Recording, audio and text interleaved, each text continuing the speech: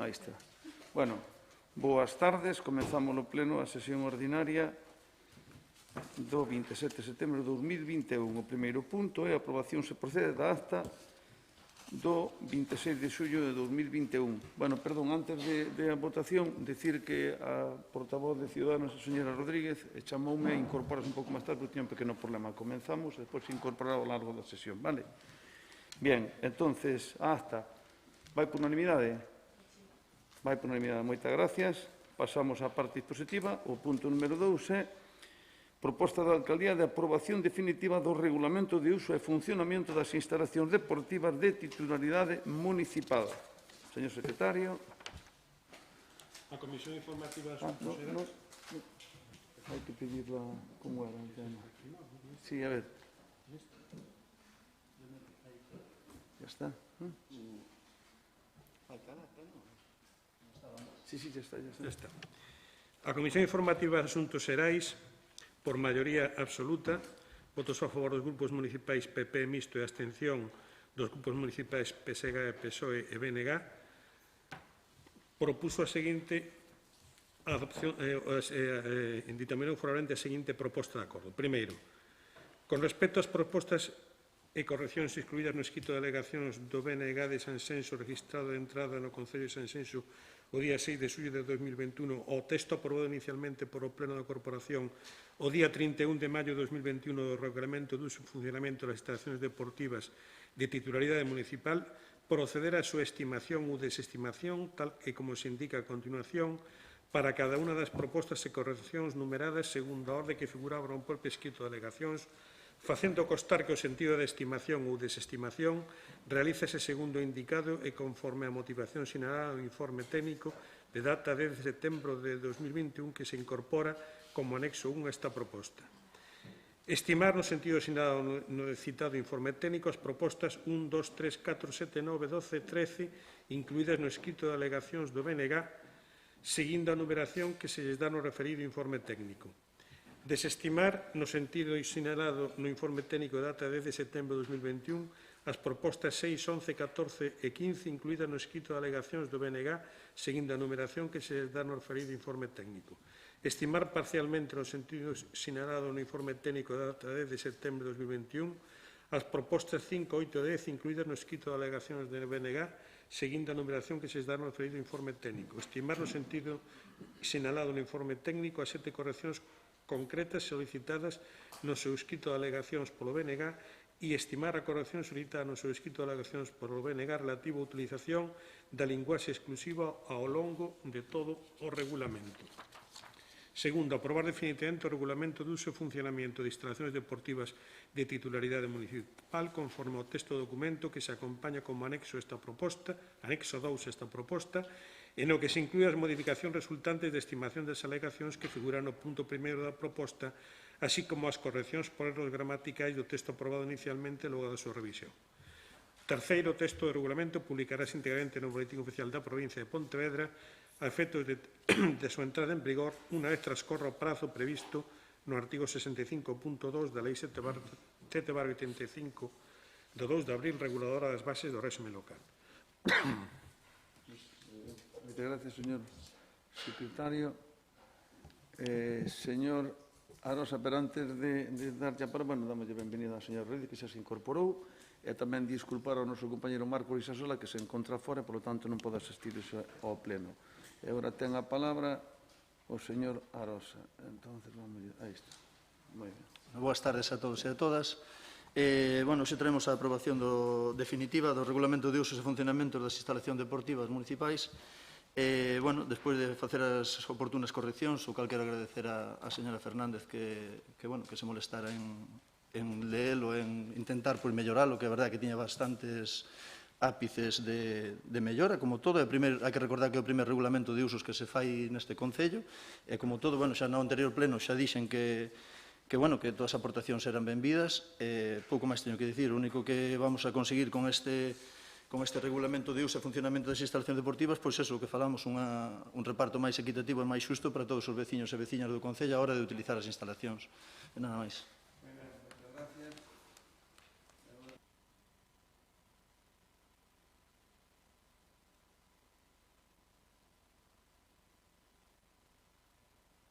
Moi ben, moitas gracias, señor Alonso. Ahora ten a palabra a señora Rodríguez.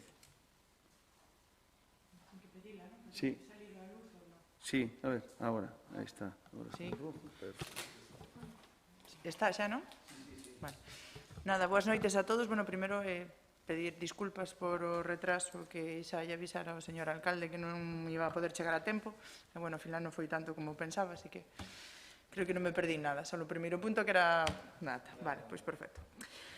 Bueno, en canto a este punto, eu simplemente quería comentar que xa no pleno no que se fixo a aprobación inicial deste regulamento, pola miña parte se destacaron unha serie de cuestións que entendíamos que tiñan que ser modificadas. Principalmente, había dúas que eran as que quizás máis nos chamaban a atención. Unha se corrixeu, que era que tiña no artículo 8.2, onde nos criticábamos o feito de que se deixara a discreción do Concello a posibilidade de darlle outros usos ás outras asociacións e demais as instalacións deportivas. Eso eliminouse. Pero hai outro tema tamén que nos creemos que sigue coxeando tanto neste regulamento como outros regulamentos que atañen a este Concello, e que outros regulamentos xa o teñen, pero hai que facer un regulamento novo que tamén teña esa posibilidade cando realmente non a podemos ofrecer, pois me parece unha irresponsabilidade por parte do Concello. E refírome ao que pon no artículo 40.11, donde se mantén a posibilidade de, en caso de que haya un tipo de sanción, que se poda esa sanción sustituir por traballos en beneficio da comunidade no caso dos menores. Quería preguntar se fixo algunha xestión para que realmente se pudera facer estes traballos en beneficio da comunidade, porque para poder realizar este tipo de traballos, pois ten que haber unha serie de infraestructuras e acordos que no Concello de Sanxenxo hasta fai pouco non os había. Non sei se agora si os hai e realmente se pode chegar a facer esos traballos en beneficio da comunidade, porque se realmente seguimos sin poder ofrecelos, pois incorporalos nun regulamento novo, pois me parece unha irresponsabilidade. Entón, me gustaría saber se, o mellor, se fixo algunha xestión nese sentido, pois agora sí que se pode ofrecer esa posibilidade real de facer traballos en beneficio da comunidade que hasta ahora non se podía. Nada máis por ahora. Moitas gracias, señora Rodríguez. Señor Torres, vamos a ver.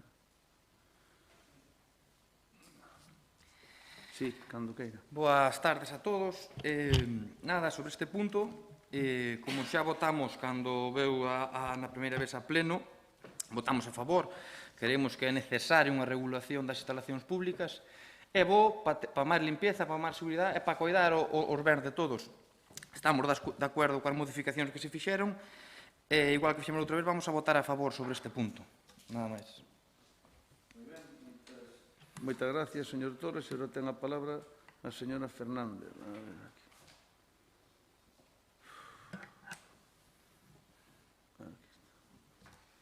Cando queira, señora Fernández. Está. Porque non... Sí? A ver, pídame outra vez, que lle digo, mellor eu aquí mal. A ver, aí, a ver agora. Aí está. Ahora sí. Gracias. Boa noite a todos e a todas. Unha vez máis teño que corrixilo. Este non é o primeiro regulamento que ven dunhas instalacións. Xa hai un regulamento debería saberlo vostede, de campos de fútbol. Por lo tanto, non é o primeiro regulamento. Aquí xa se votaron outros regulamentos co tema do campo de fútbol porque me acordo perfectamente. Bueno, nos talas ver o informe técnico onde estimaron a maioría das múltiples alegacións que fixemos dende o BNG, como así xa yo fixéramos saber o Concelleiro de Deportes naquel pleno, que o regulamento estaba escaso, que tiña moitas eivas e moitos erros, no momento que, por certo, en vez de vostede asumilo como unha crítica constructiva, o seu comportamento dixo moito que desexar cara a esta concelleira que estaba falando, pero bueno. Nos con este ditamen técnico queda claro que efectivamente na aprobación inicial vostede fixera un traballo bastante pobre, que era moito máis mellorable. Aínda así, hai algunha alegación que non foi aceptada, que creemos que de maneira errada non foi aceptada. Por poñer un exemplo, a 6, creo que cando se fai un regulamento hai que ter un pouco máis de miras cara ao futuro, non? Por exemplo, por poñer un exemplo, a 6 é que a entidade, a asociación ou club non teña instalacións deportivas de seu, debería ser condición sine qua non requisito para poder optar a concesión ou, polo menos, ser dos primeiros criterios, senón o primeiro na orden de criterios de prioridade. E a súa contestación é que se informa desfavorablemente o contido desta alegación, por canto, prácticamente todas as entidades, asociacións ou clubs que utilizan as instalacións deportivas municipais non as teñen de seu, polo que non se considera un aspecto relevante á hora de otorgar prioridades na concesión de autorizacións. Tamén é falso, porque sí hai clubes que teñen instalacións de seu. Polo tanto, creemos que sí, esa alegación debería ser collida en consideración. E, sobre todo, porque, aínda que non houbera ningunha que tuvera de seu, que sí que hai, un regulamento tamén se fai de cara ao futuro. Nadie nos di que dentro dun mes, dentro de 2 meses, si as teñan e xa está o traballo feito. É un traballo que xa está feito. E non que despois, porque un regulamento non é algo que cambies cada día, nin cada mes, non? Tamén temos que dicir que, tendo en conta que, aínda que sigue quedando moito a criterio do Concello, o que sí esperamos é que se teña sentido común e que non se use a arbitrariedade esa do Concello para, nin arbitrariedade, nin, por suposto, amiguismos, para adxudicar horarios e, sobre todo, que se teña, como decía, en conta os usuarios aos que vai direccionado. E por que digo isto? Sobre todo no horario infantil. Vamos, o que non se pode ter é para dar horarios nunha instalación e que ao mellor que a rapaces de 6 anos, como pasou nas últimas semanas de balonmán, e que se lle dé ás 10 da noite. Evidentemente, eso non debería pasar, así me trasladaron. Entonces, eso non debería pasar. Creo que para eso é un regulamento para regular precisamente estas cousas. A nos gustaríanos que unha vez aprobado este texto se lle pasa a todas as asociacións e clubes de maneira telemática, non só que se poña na página web, senón que se lles pase expresamente para que despois non haxa problemas e non digan que non se enteraron ou que non son coñecedores. Pero, a verdade é que estamos bastante satisfeitas do traballo feito. Neso teño que agradecerlle tamén o traballo de Andrea, que se implicou moito neste regulamento. E como temos aceptado a maioría das alegacións que fixemos e das suxestións, imos a votar a favor. Moitas gracias, señora Fernández. Agora ten a palabra a señora Fervenza. A ver, está? Sí, cando queira, señora Fervenza. Moitas gracias. Bueno, muchas gracias. Pues buenas tardes a todos y a todas los vecinos del concello. Nosotros, con respecto a esta ordenanza, como ya comentamos en el anterior pleno que se trajo y también en la comisión informativa, echamos en falta dos alegaciones que se dijeron verbalmente y que no se incluyeron en la ordenanza. En el punto 26.1 pone que todos los usos de las instalaciones se terminarán en las siguientes horas: lunes y viernes a las 11, de lunes a viernes a las 11:30, los sábados hasta las 9:30 y los domingos a las 2. Se entiende que tiene que dejarse vacío en este horario los campos de fútbol y, tras hablar con personas que saben mucho de este tema, me confirman que esto es realmente inviable cuando los partidos de fútbol, por los sábados al menos, muchos de ellos empiezan a las 8:30 o 9, con lo cual es imposible que terminen a las 9:30 y esté el campo de fútbol vacío. Además, hay que añadirle que es prácticamente imposible que en media hora, porque el siguiente punto pone que una vez terminada la actividad, todos los usuarios deberán abandonar las instalaciones en un plazo razonable, no superior a 30 minutos. Esto pasa exactamente lo mismo. No terminar un partido de fútbol, se cambian y se duchan dos equipos distintos, hacen todo lo que es el tema del arbitraje, pasar las actas, etcétera, y cierran el campo de fútbol. Esto es inviable. Estas modificaciones que comentamos no son para entrar casi en debate, de alguna manera son hechos reales, no estamos ni inventando ni intentando tampoco atacar absolutamente a nadie. Lo que se trata es de hacer una ordenanza que dure, que perdure y que esté bien hecha, para que no dentro de nada tengamos que volver a traer una modificación o algo similar, porque esto no es una alegación que yo me esté inventando, es algo que sucede, sin más, me lo comentan y os los traslado. Os lo he trasladado ya, es la tercera vez. El siguiente punto, el 27.2, pone: los domingos y festivos no existe la posibilidad de disputar encuentros por la tarde, salvo eventos especiales organizados o autorizados con carácter excepcional por el Concello. La mayoría de los partidos que se realizan los domingos por la tarde y que se tienen que realizar los domingos por la tarde, porque el resto del horario está totalmente cogido por los usuarios de fútbol base, es motivados por la Federación Gallega de Fútbol, que es la que organiza estos partidos y no los organiza puntualmente. Son partidos que se organizan por costumbre, semanalmente. Entonces, no tiene mucho sentido que estos partidos tengan que pedir una autorización de carácter excepcional al Concello cuando no tienen carácter de excepcional. Yo cuando comenté esto en la comisión informativa se me llegó a decir que que así evitábamos el uso indiscriminado de los campos, que no tenemos personal para abrir y cerrar los campos. Y yo creo que realmente no tenemos personal ni para abrir y cerrar los campos, porque son los propios clubs los que se hacen responsables de ello, igual que de la limpieza, igual que del mantenimiento, de la seguridad y de todo lo demás. Porque si algo he hecho en falta en toda esta ordenanza es la responsabilidad que asume el Concello con este tipo de instalaciones. Yo no veo por ningún lado una persona que se haga cargo de nada en absoluto por parte del Concello. Todo son obligaciones para los propios clubs, para que sean ellos los que se responsabilicen de que todo funcione. Entonces, nosotros entendemos que no está completa esta ordenanza, que no se está teniendo en cuenta las condiciones sine qua non de los propios clubs y de los campos. Es más, hay otro punto que me comentaban, y es que los domingos por la tarde los propios clubs hacen de alguna manera caja, porque a veces se cobra entrada, es la forma que tienen también de poder pagar árbitros y personal específico que puedan tener en cada caso. Entonces, si les quitamos además esta parte de jugar los domingos por la tarde, pues también ven mermadas sus propios ingresos, por lo cual vamos a votar en contra. Nada más. Muy bien, muchas gracias, señora Fervenza. Señora Rosa. Sí.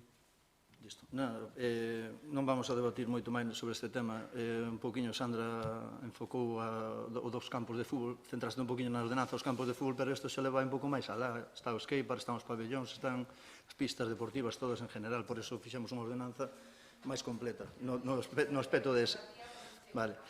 Despois, o que me estás dicindo de que os campos que non teñen quen limpie, todos os días está indo personal do Concello a limpiar os campos, a abrilos e cerralos. Outra cousa diferente é que, ora, co tema do COVID, pois dixéramos que cada clube pode desinfectar a súa zona cada vez que a utilice. Eso dixemos ya todo, porque non vai haber unha persona pendiente aí as 24 horas do día de cada un que utiliza a instalación.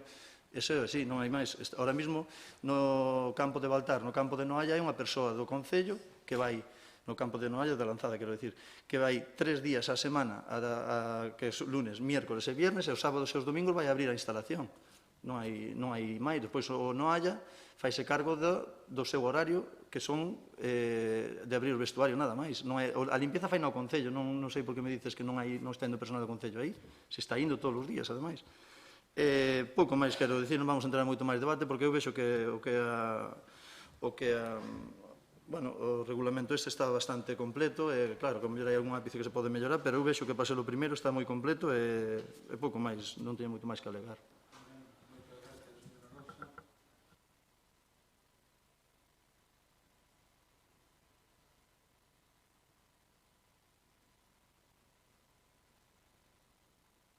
Perdón, sí. Gracias, señora Rosa. Señora Rodríguez, cando queira. A ver. Jolín. A ver. Ahí está. Creo que acabo de hacer una pregunta bastante clara, que era referida al artículo 40.11, en el que yo decía que se mantenía la posibilidad de hacer los trabajos en beneficio de la comunidad, cosa que ya manifesté en el anterior pleno sobre este tema y que no me contestaron. Non sei se es porque, como es el artículo 40, yo non chegou ao final do tal, e o mellor non sabe de que vai, pero bueno, yo sí llegué y ya manifesté en el anterior pleno que esa posibilidad, por lo que a mí me consta al menos hasta hace unos meses, el Ayuntamiento no la podía ofrecer. Por lo tanto, mantenerla en un regulamento nuevo pues no me parece responsable, cuanto menos. Entonces, por eso había preguntado por esa casuística en concreto. No sé si se me puede contestar, no sé si me sabe contestar. Muy bien. Moitas gracias, señora Rodríguez. Señor Torres. Nada. Señora Fernández. Sí, nada, porque creo que o tema non se escoita se non está conectado. Decirlle que, se me referín a, vostede dixo que era o primeiro regulamento que se facía destas características, e lle digo que non, que había outros regulamentos, por eso lle dixen que que había outros regulamentos anteriores, supoño que vostede terá que coñecelo, xa que é o concelleiro de Deportes e era dos campos de fútbol, que moitas das cousas, ademais, viñan incluso refletidas neste. E logo outra cousa, a min sí que eu creo nos regulamentos, creo que son necesarios os regulamentos, porque é unha maneira de, precisamente eso, a redundancia, de regular o uso. E o que debe saber tanto os clubes como as asociacións, aparte de que sí, que poidan ir, que poidan tal, eu entendo que o tema dos sábados e domingos, todo aquel que este federado, todo aquel que tal, ten cabida, eso polo menos foi o que se nos transmitiu, por eso nos non fixemos alegación nese aspecto. Entendo que cando se fala de pechar, se fala de pechar a un público que non debería estar nese momento, pero tamén espero e agardo que tanto clubes como asociacións se sean responsables, porque os campos de fútbol é de todos, e son con cartos públicos, e costan moito mantemento, moitísimo. Outra cousa despois que o goberno municipal de turno traballe máis, traballe menos, ou arranxe antes ou arranxe despois e demais, pero é de todos e de todas, e a veces dá pena ver como están as portas, como están as tuberías, como están as duchas e como está todo. Entonces, esperemos que este regulamento, agora hai que aplicalo, que ese é o seu traballo, aplicalo e facer que o apliquen, ese agora vai ser o seu traballo e aí estaremos nós mirando porque se aplique e porque se cumpla, ese é o seu traballo. Pero sí é certo que a responsabilidade de todos os clubs e das asociacións é coidar do que é de todos. É o mínimo que se lle pide, porque son moitos cartos públicos os metidos tanto en instalacións como en campos de fútbol, como no skate, e deberíamos respetar precisamente esas cousas. Moi ben, moitas gracias, señora Rodríguez. Señora Fervenza.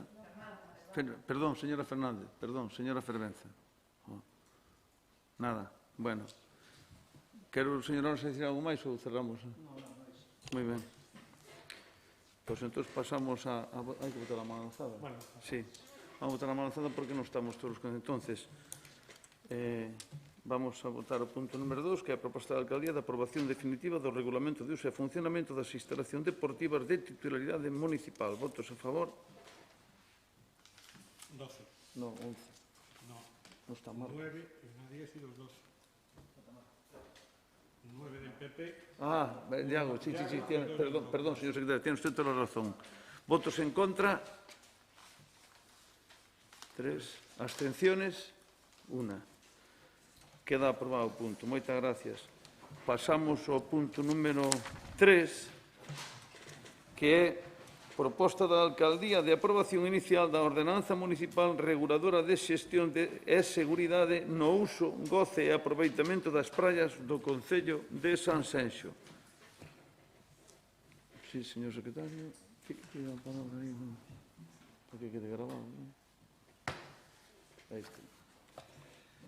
Na Comisión de Asuntos Xerais, co voto a favor dos grupos municipais PP mixto e abstención dos grupos municipais PSOE e BNG, se propuso a seguinte acordo. Se ditamirou formalmente a seguinte proposta de acordo. Primeiro, aprobar inicialmente a Ordenanza Municipal Reguladora da Xestión e Seguridade no uso, goce e aproveitamento das praias do Concello de Sanxenxo, que se achega esta proposta e que consta un título preliminar, 6 títulos, 30 artigos, unha disposición adicional primeira e unha disposición final.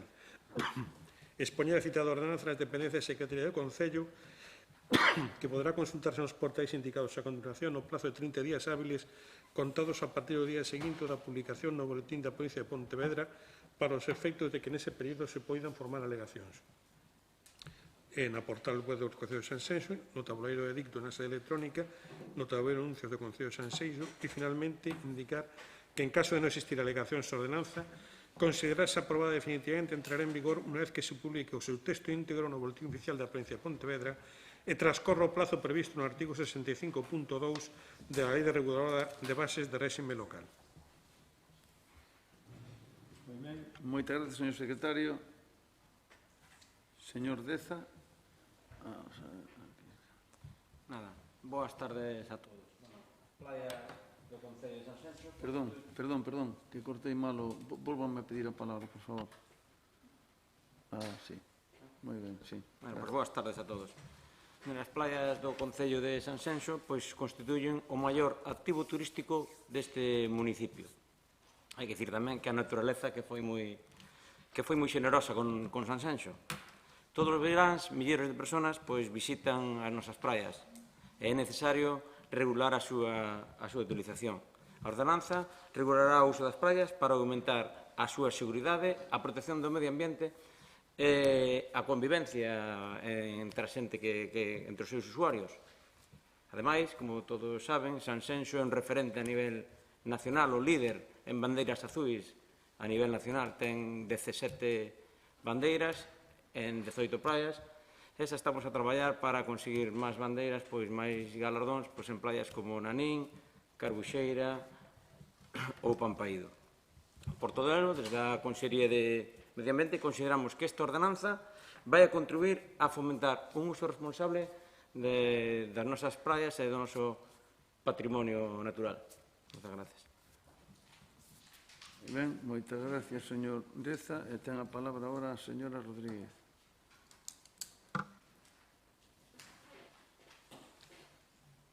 Bueno, sobre este regulamento, en principio, pois decir que creemos que efectivamente era necesario unha regulación deste tipo para regular a convivencia nas playas de Sanxenxo, pero se hai algo que votamos de menos, xa non só no regulamento, porque sí que se fala desa posibilidade, sino da realidade de que esa posibilidade se faga pois, efectiva, que era un tema que o famoso, a posibilidade de ter no Concello de Sanxenxo unha praia canina, que creo que é un proxecto que xa leva moitos anos. Eu recordo que a miña compañeira Coral xa estaba traballando nel xa fai máis de 4 anos cando estábamos gobernando, e me gustaría saber en que estado está ese proxecto. A ver se este concelleiro me pode contestar a pregunta, non como os outros que parece que non saben. Moitas gracias, señor Rodríguez. Señor Torres.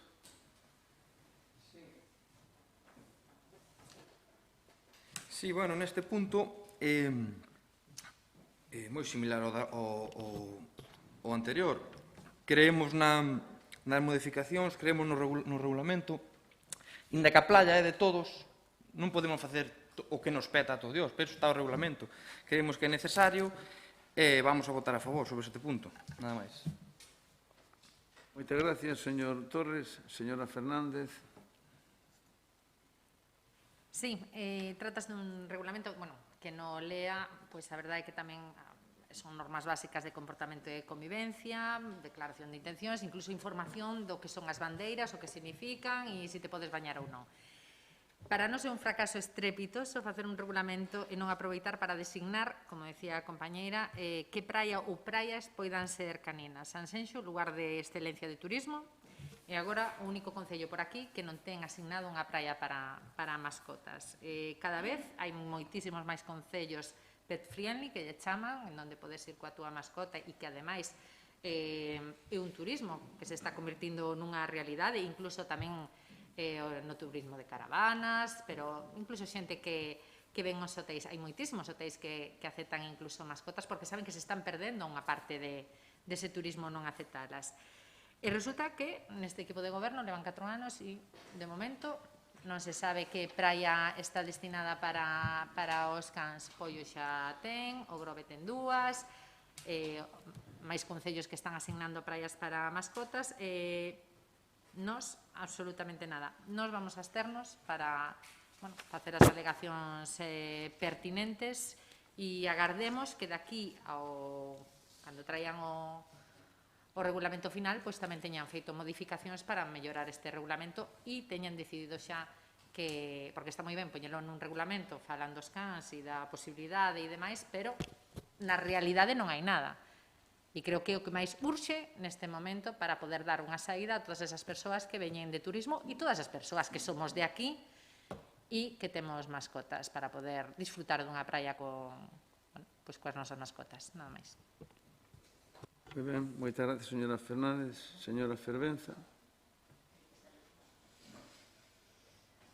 Bueno, nosotros, como ya comentamos en la comisión informativa, teniendo en cuenta que es una ordenanza municipal reguladora de las playas y que Sanxenxo en la actualidad solo cuenta con una playa distinta, que sería la playa de Bascuas, no entendemos cómo no está contemplada sus características especiales y cómo no está protegida. Entendemos que Bascuas es una playa nudista, conocida por todos, que atrae muchísimos vecinos y vecinas, turismo que llega aquí porque sabe que existe esa playa y que es una playa que se está masificando de lo que se denominan textiles. Existe un cartel que me imagino que habrá puesto nuestro señor alcalde, en el cual pone que es una playa nudista, pero que también puede haber textiles, personas vestidas.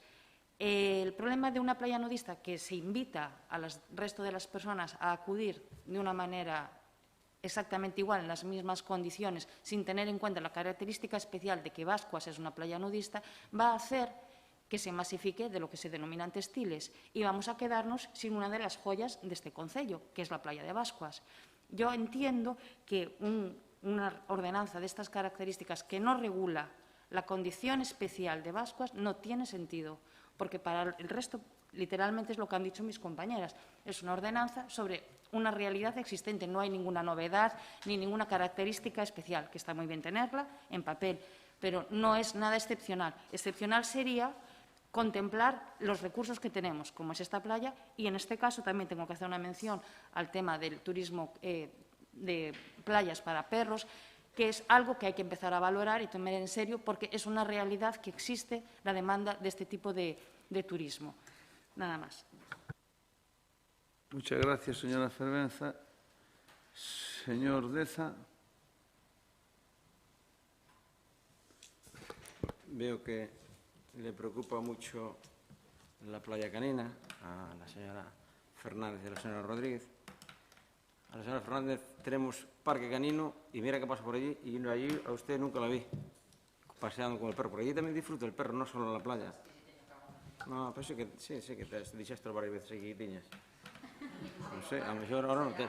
Entón, nunca volví. Vos preocupa moito a playa canina, pero non vos preocupa que cando estuveste no goberno deixaste 10 bandeiras azules e agora temos 17. Que tiñamos 2 desfibriladores e agora temos 17. Que cambiamos todos os baños químicos a baños conectados ao alcantarillado, etcétera, etcétera, etcétera.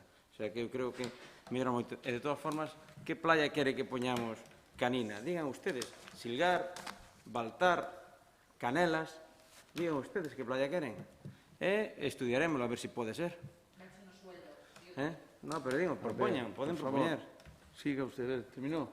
Despois, sobre a playa de Bascuas, teño que decir que é unha das playas onde mellor se porta xente. Coidan todo, coidan os baños, bueno, é excelente xente que vai aí, por lo menos coidando o medio ambiente. O que non se pode prohibir é que si un pai pois quere facer nudismo coa súa muller e os fillos van en bañador, eu entendo que non vamos a poder botar os fillos, non? Que poderán ir en bañador ou poderán ir desnudos, pero eu creo que non creo que hasta sea moi legal botar a xente que está en bañador. Nada máis, non teño nada máis que decir. Muchas gracias, señor Deza.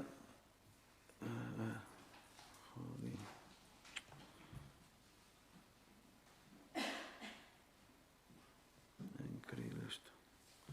Sí, ahora, señora Rodríguez.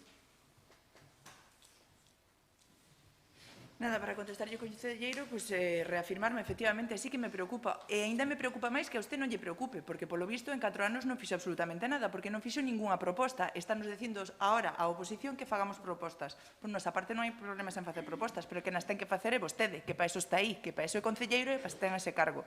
E que se poña aquí a presumir de xestión de playas cando este verán empezaron os socorristas a mediados de xullo, con todo o drama que tuvemos, e tamén a posibilidade de perder bandeiras azules que non se perderon, porque curiosamente cambiou o criterio a cando estábamos nós, porque se nos chega a pasar a nós o que vos pasou a vos este ano, mi madriña queridinha, como vos poríades vos, e nós, por respeto, non fixemos máis alarmismo da situación. Así que, presumir lo mínimo, porque aí está la realidad. Con lo cual, el año en el que peor gestión se hizo, como poco, del servicio de socorrismo de Sanxenxo, no estamos para presumir, estamos para callar e para proponer, que para eso estamos. E le estamos recordando, xa que usted non o fai polo seu propio PP, que o tema da playa canina é un tema que leva moito tempo preocupando a moita xente, porque vostede está aquí para gobernar para todos, non só para os que lle interesa, sino para todos, é un tema que lle preocupa a moita xente, incluída eu e incluídas compañeiros como así o manifestaron. Polo tanto, poñas a traballar sobre ese tema, faga propostas e examinaremoslas entre todas, pero que ten que facer as propostas é vostede, que para iso é o concelleiro. Moitas gracias, señora Rodríguez. Señor Torres.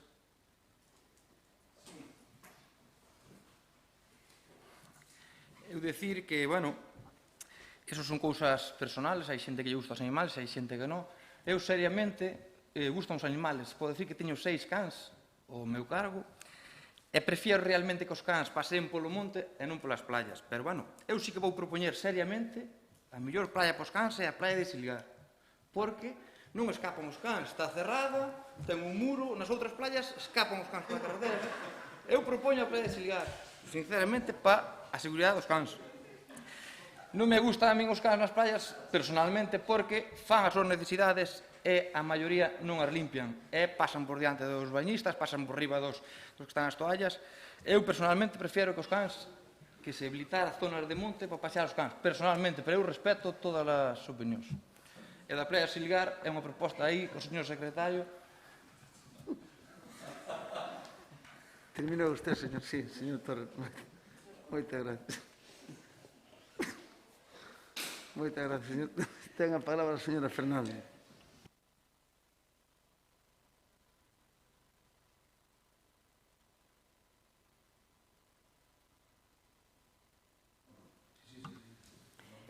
Que non se recollan o dos cans non é culpa dos cans. É culpa dos... Ao final, a culpa sempre é do ser humano. E, desde logo, a veces as praias dan máis asco ver como as deixa o ser humano que como a deixa un can. Pero, bueno, en fin, dicía o señor concelleiro que cada vez que pasa por ali polo Parque Canino non me ve cos cans, que teño que chamalo para que veña vostede a verme, ou pasa vostede por ali a todas horas do día para saber se vou ou non vou, se fun ou non fun cos meus cans ao Parque Canino. Me vou dicir, pois non, nunca fun ao Parque Canino, entre outras cousas porque eu teño unhas lagoas maravillosas en Vilalonga e paseo moitísimo por ali con eles. Entonces non teño a necesidade de coller o coche, virme a Dina, cos 3 cans que teño, para vir ao Parque Canino. E logo tamén hai cans e cans. Eu, mellor, a 2 podería leválos, a unha non, porque senón teria que estar eu sola con ela. Non podería vir nadie máis, porque non acepta nadie. Pero, bueno, ao contrario de vostede, señor Deza, eu non pido unha praia canina para min. Eu non estou facendo aquí política para o meu beneficio persoal. Eu non sei se levaría os meus cans a unha praia ou non nos levaría a unha praia. Non sei, non teño, como lle digo, como teño unha boa zona onde pasear cos cans, non teño esa necesidade. Entón, eu non o pido para min, pero vostede, dicindo eso, non creo que sea tan hipócrita ou tan kamikaze para non ser consciente de que é unha realidade e unha petición, pero moi, moi solicitada tanto polos veciños como polos turistas. Non por min, a min dame igual. Agora, que praia se pon?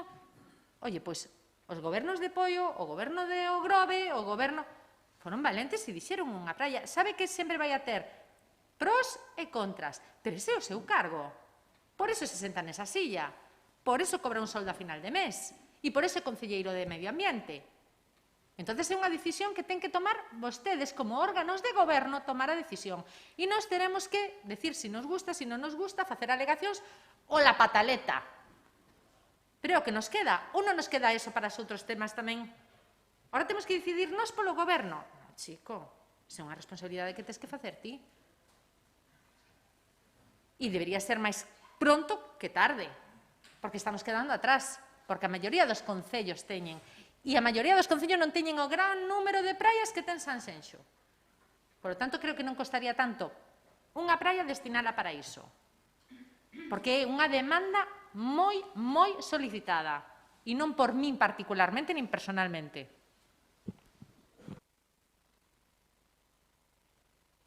Muchas gracias, señora Fernández. Señora Fervenza.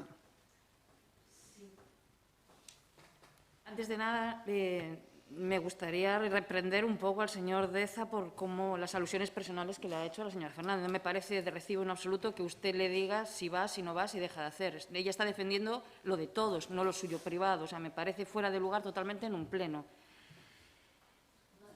Madre mía, sí. Vamos a ver, decía que en la playa de Bascuas que las personas que acuden a ella se comportan. Claro que se comportan, porque su forma de ver el mundo va en una forma de entender la naturaleza, el medio ambiente, y son personas naturistas, por lo cual es normal que esté muy bien cuidada, porque son personas muy respetuosas. Y así como son de respetuosas, les gustan que se les respete. Entonces piden el mismo respeto. El mismo respeto tiene que empezar porque ustedes quiten ese cartel y pongan playa de preferencia nudista. Es así de sencillo. Queda claro que es de preferencia nudista. Por supuesto que si va un padre y una madre y 2 hijos y uno de ellos no quiere o 2 no quieren y 2 quieren, por supuesto que van a poder estar en esa playa. Solo faltaría. Otra cosa es que vayan, como es el souvenir, en la playa distinta, empieza a masificarse de personas que van de textiles porque es la playa distinta y es mucho más divertido decir estuve en Bascuas a lo mejor que estuve en Canelas. Pues entonces, al final, nos quedamos sin Bascuas. Lo que hay que hacer es proteger lo que tenemos. Y es muy fácil, no estamos diciendo echar a nadie, estamos diciendo dar herramientas que permitan que siga siendo una playa nudista. No tiene más, ¿eh? Es muy fácil de hacer.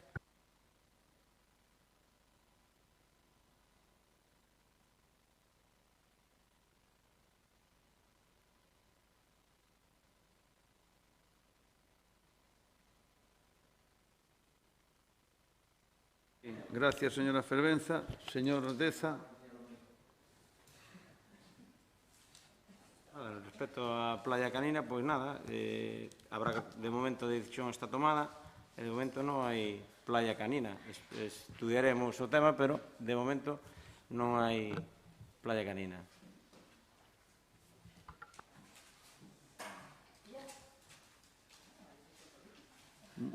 Muchas gracias, señor Deza.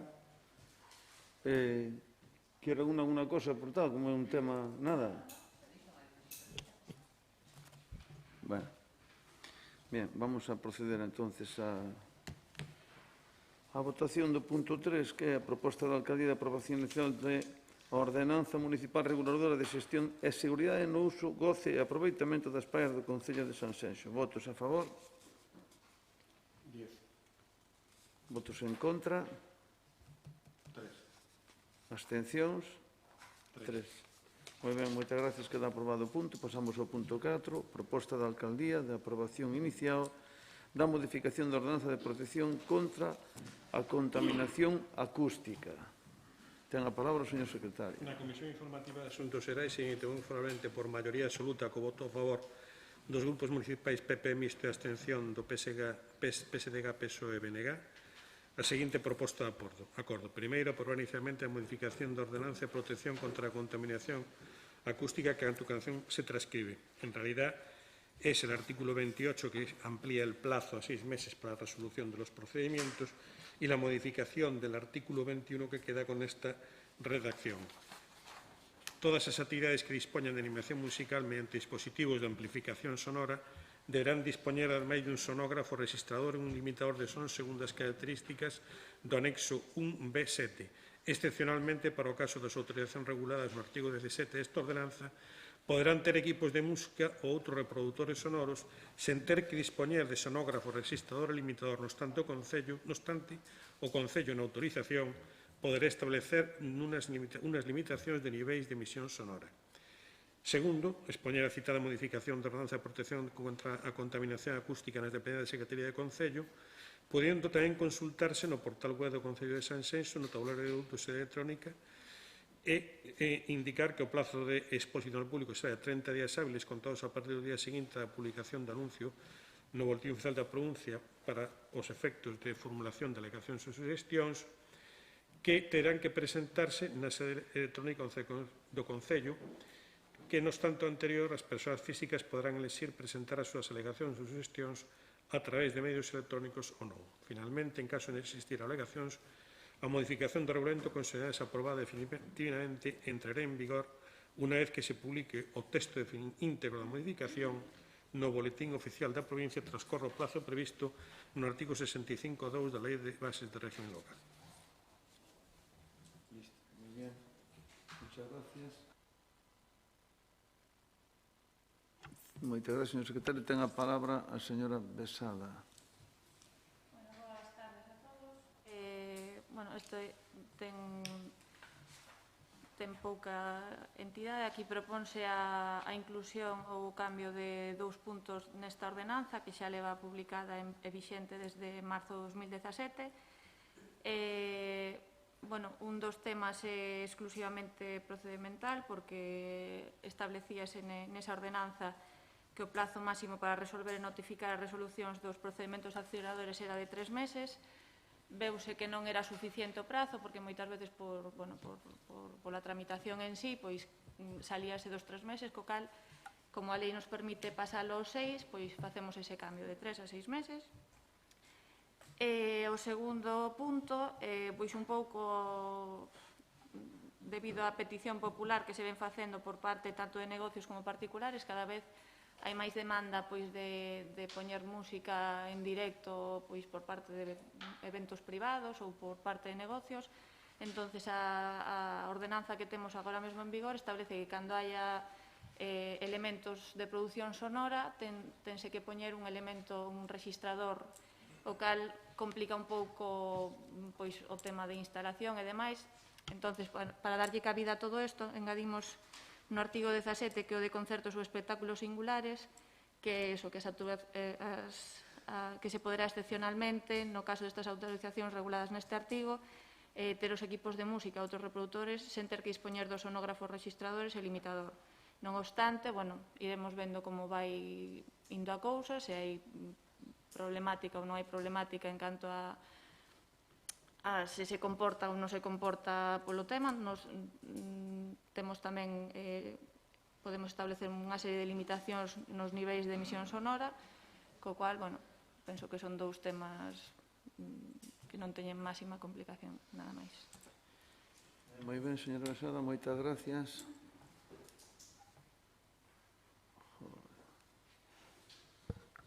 Bien.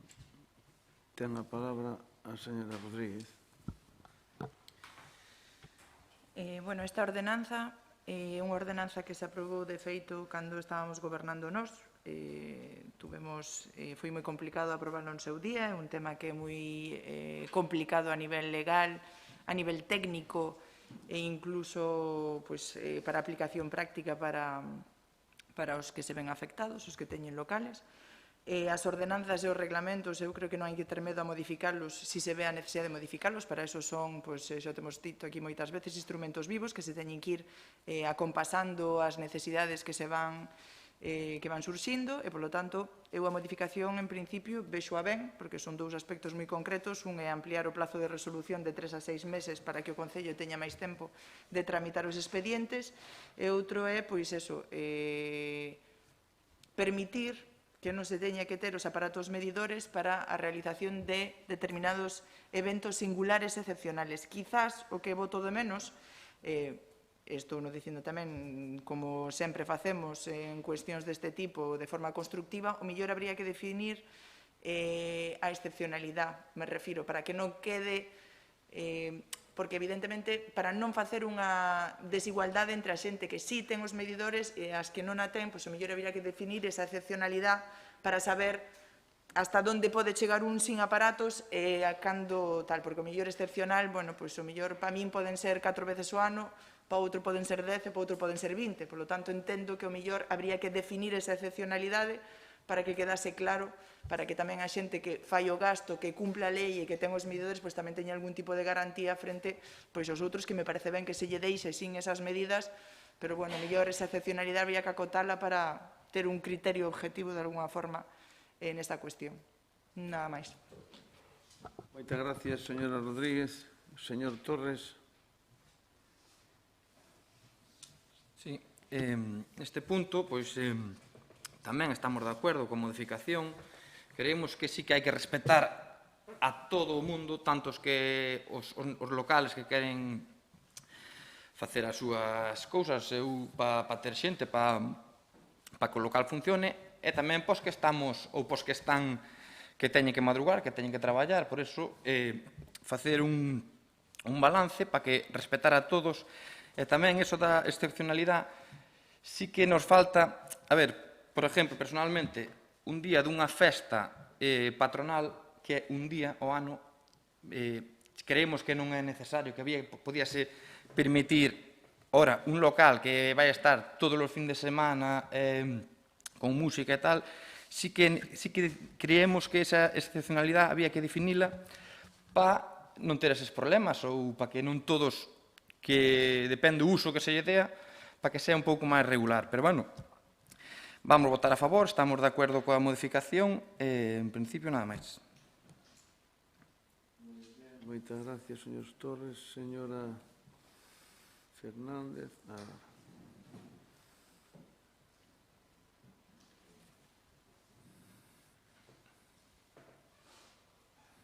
Sí, a señora Rodríguez dixo antes, non? Efectivamente, este é un regulamento que se fixo en marzo do ano 2017, que fixemos no goberno, o que ela non dixo é que, ademais, fixo ela.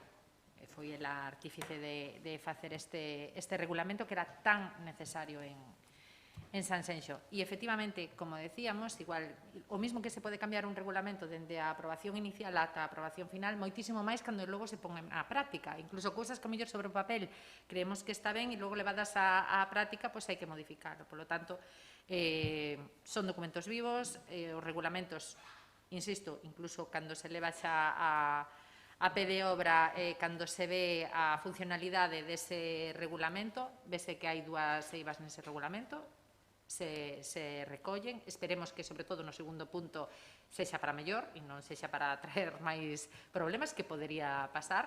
Entón, pois nada, en principio vamos a dar un voto de confianza e agardemos que sea para ben. Moi ben, moitas gracias, señora Fernández. Señora Fervenza, cando queira. Sí, no quiero repetir más, estamos de acuerdo, no tenemos ninguna puntualización, o sea que vamos a votar que a favor. Entonces, ¿quiere decir algo más, señora? Sí. Agradecer que vayades a votar a favor, simplemente decir que estou de acordo en que sería o seu sería poder definir esa excepcionalidade, pero, como a palabra di, poden surgir moitísimas cousas que se excepcionen segundo, porque as peticións que hai son de numerosa índole, é imposible recollelas todas e moitas veces acoutalas pode facer que o mellor queden fora para poder permitir facer eventos que, se o pensamos ben, pois serían habilitables, non? Entonces, bueno, podemos ir vendo, como isto é un documento vivo, tampouco hai ninguna traba para si despois vemos que houvese que acoutalo, porque tampouco é imposible saber se a xente vai facer un bo uso ou como estamos vendo, hai xente que cumpre con todo perfectamente, pero ao final, pois hai 3 ou 4 que o mellor poden incumprir.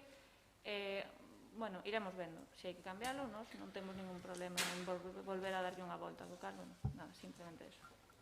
Ben, moitas gracias, señora Besada. Entón, pasamos á votación do punto 4, que é a proposta da Alcaldía de aprobación inicial da modificación da ordenanza de protección contra a contaminación acústica. Votos a favor? No. Abstención, non? Votos en contra? Abstencións? Unha. 15 votos a favor. Moitas gracias, queda aprobada entonces esta ordenanza. E pasamos ao punto número 5, que é proposta da Alcaldía de modificación da ordenanza fiscal reguladora da taxa por servicios de distribución de auga, gas, electricidade e outros abastecementos públicos, incluídos os dereitos de enganche, liñas e colocación e utilización de contadores e instalacións análogas, cando ditos servicios ou suministros sexan prestados por entidades locais. Señor secretario. Decía que se podía o mellor debatir xuntas a 5, a 6 e a 7, xa que é un pleno largo e non teñen ningún inconveniente. Sí, bueno, a seguinte é a da depuración de aguas e a sétima é a de rede de sumidoiros. Están de acordo todos e poden facer o debate. Sí, e pouco estamos por separado, non, señor secretario? Sí, pois hai que ir punto a punto. Punto a punto, está moi ben. Pois, cando queira, señor secretario. Bueno, en este en concreto se editoriou formalmente la Comisión Especial de Contas con votos a favor do PP e a abstención do resto dos grupos a seguinte proposta de acordo. Son aprobar as tarifas para o ano 2022 segundo o cadro que se sinala. En realidad é un incremento de 2,9% correspondente ao IPC, máis un incremento acuais de 0,0133 metros cúbicos, euros por metro cúbico, que es la unidad de cálculo, y entonces vamos a ir estableciendo solo la cantidad final que corresponde a cada concepto. Así, en abonados domésticos, mínimo 30 metros cúbicos ao abonado trimestre, para o primeiro bloque, máis de 30 a 60, máis de 60 a 120, 0,5235, segundo bloque 0,5240, tercer bloque 0,5254. Para mínimo 30 metros cúbicos abonado trimestre, primeiro bloque 0,4677, segundo bloque 0,5235, terceiro bloque 0,5240. Abonados comerciais, mínimo 30 metros cúbicos abonado trimestre, primer bloque 0,5235, segundo bloque 0,5240, terceiro bloque 0,5254. Abonados industriais, mínimo 75 metros cúbicos abonado trimestre, 0,5235, excesos 0,6622. Obras, mínimo 120 metros cúbicos abonado trimestre, 0,6622, excesos 0,8329. Altas de contrato en concepto de dereitos ao facer o seu pagamento no momento de asignatura de contrato, establece o prezo de 108,59 euros alta nos contratos de suministros en canto a fianzas para obras e baixos ou industriais de tempade, preciso depositar polo interesado unha fianza de 176,85 euros que será devolta cando se tramite a baixa e sexan aboados os recibos pendentes. Segundo, de conformidade con a normativa exigente, o presente acordo e o seu anexo exporase no tabuleiro de anuncios do Concello por o plazo mínimo de 30 días a fin de que os interesados poidan formular podan examinar o expediente e formular as reclamacións que consideren oportunas. Tamén anunciarase este acordo no BOPE, contará a partir do día seguinte en que teña lugar dita publicación. Por último, nas reclamacións, entenderá ese acordo aprobado como definitivo ata entón inicial de forma automática. Muy bien, sí. Si quieren, doy lectura a las 6, 7 y 8, hay el debate y se produce la votación de seguido. Entonces, es que como había de 6 y 7, porque el 8 ya es el delicio y el 9 va. Perfecto. Bueno, en la 6, que se refiere a la tasa de depuración de aguas residuais, e tamén, co voto a favor do PP, do Grupo Popular e a abstención do resto dos grupos, se determinou a seguinte proposta de acordo. Aprobar as seguintes tarifas conforme ao cadro que se detalla.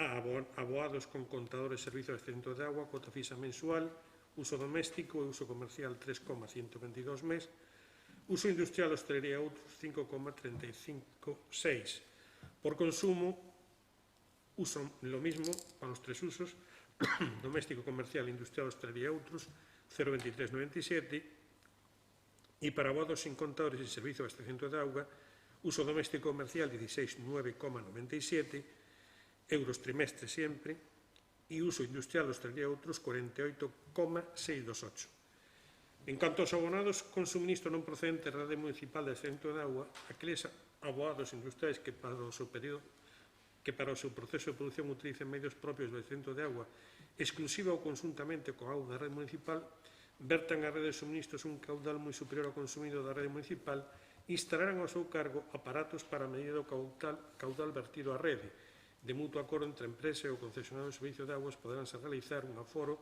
de caudal vertido a efectos de facturación, que se realizará conforme a seguinte tarifa: cuota fixa mensual 5,356 cada metro cúbico vertido, medido ao aforado 0,2397. Pois el texto en cuanto a la aprobación, que es exactamente igual al anterior.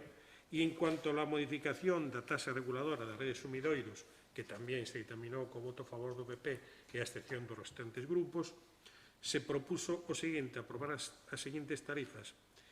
1. Vivenda de carácter unifamiliar, 16,029 euros ano, que es el concepto que se repite en todos, la unidad que se repite en todos, la unidad de cálculo. Segundo, hotéis, hostais, fondas e demás estabelecimentos de hospedaxe por cada habitación, 4,025. Cocedeiros de moluscos, depuradoras, fábricas de conservas e outras industrias que teñan grandes verteduras de augas residuais a rede de sumidoiros, 1.335,114.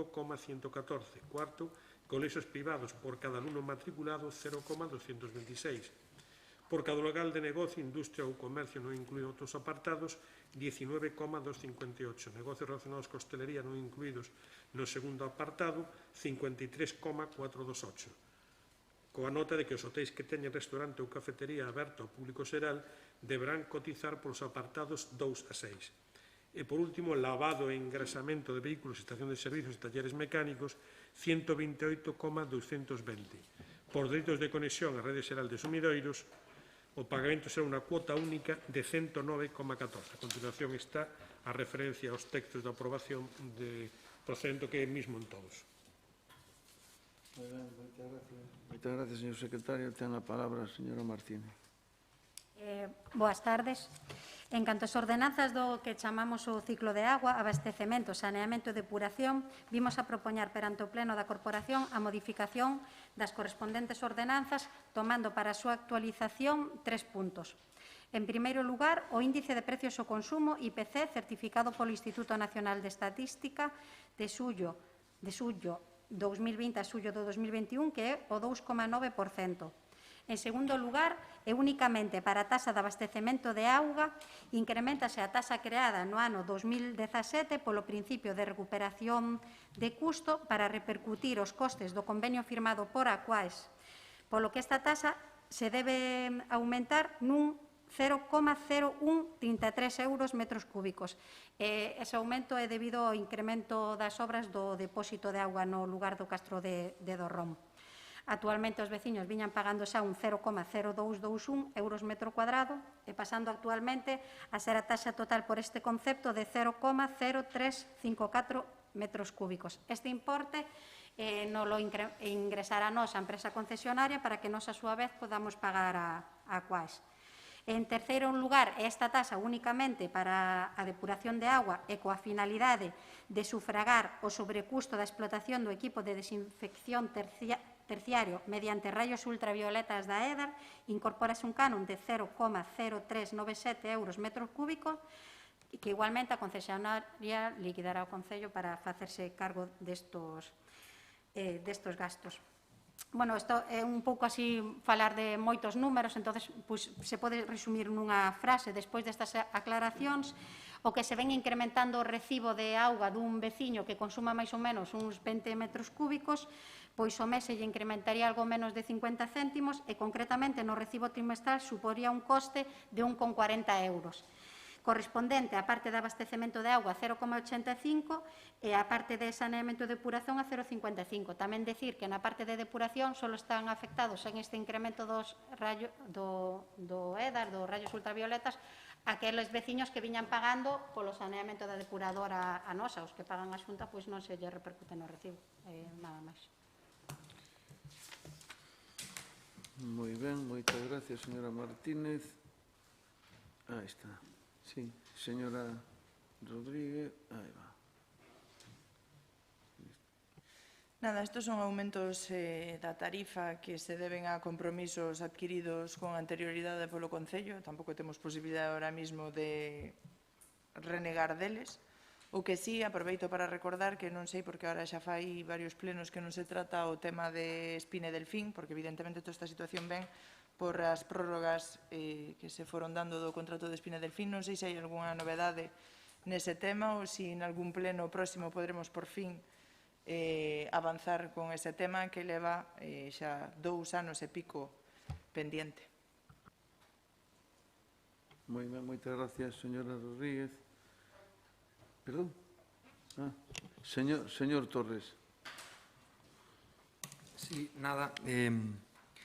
Vamos a votar a favor sobre eses 3 puntos. En principio, pensaba que non era obligatorio un Concello, se tuvera solvencia, non subir o IPC, se o Concello vira necesario non subilo, pero, bueno, informíme e dixéronme que sí que é obligatorio subilo por polos contratos que se fan a largo plazo. Tampouco que se sube creemos que é unha cantidad moi desorbitada, por iso vamos a votar a favor, nada máis. Moitas gracias, señor Torres. Señora Fernández. Aí está. Non, é que pídame outra vez, por favor. Ahora, sí. Aí está.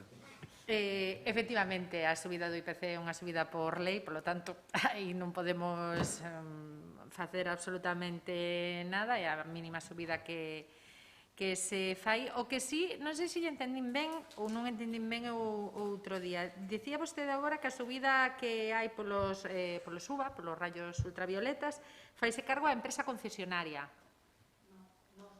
Facémolos nós. E non é como antes que a empresa concesionaria a partir do ano 2017 porque estamos na prórroga da prórroga, efectivamente. Entonces entendíme eu na comisión. Exacto. Foi o que se dixo na comisión. Nada, neste caso, pois, aproveitar os puntos da orde do día, evidentemente, para decir que levan 4 anos e seguimos sin un contrato tanto para augas, sumidoiros e demais. Desde logo, temos que aproveitar para decir que en 4 anos, desde logo, vamos tarde mal e a rastro, non? Pero, bueno, tamén sabemos que é un contrato complicado, pero evidentemente isto xa debería estar un pouco máis adiantado. Polo demais, vamos a votar a favor. Moitas gracias, señora Fernández. Señora Fervenza.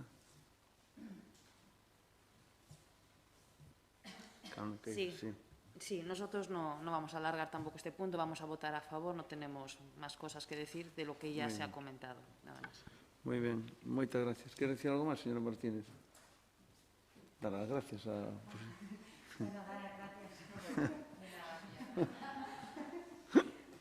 Vale, moi ben, pois entonces vamos a votar por separado o primeiro punto 5, que era o de a modificación da ordenanza fiscal reguladora da tasa de servicio de distribución de agua, gas, electricidade e outros abastecementos públicos, incluídos os dereitos de enganche, liñas de colocación e utilización de contadores e instalacións análogas, cando ditos servicios ou suministros sexan prestados por entidades locais. Votos a favor?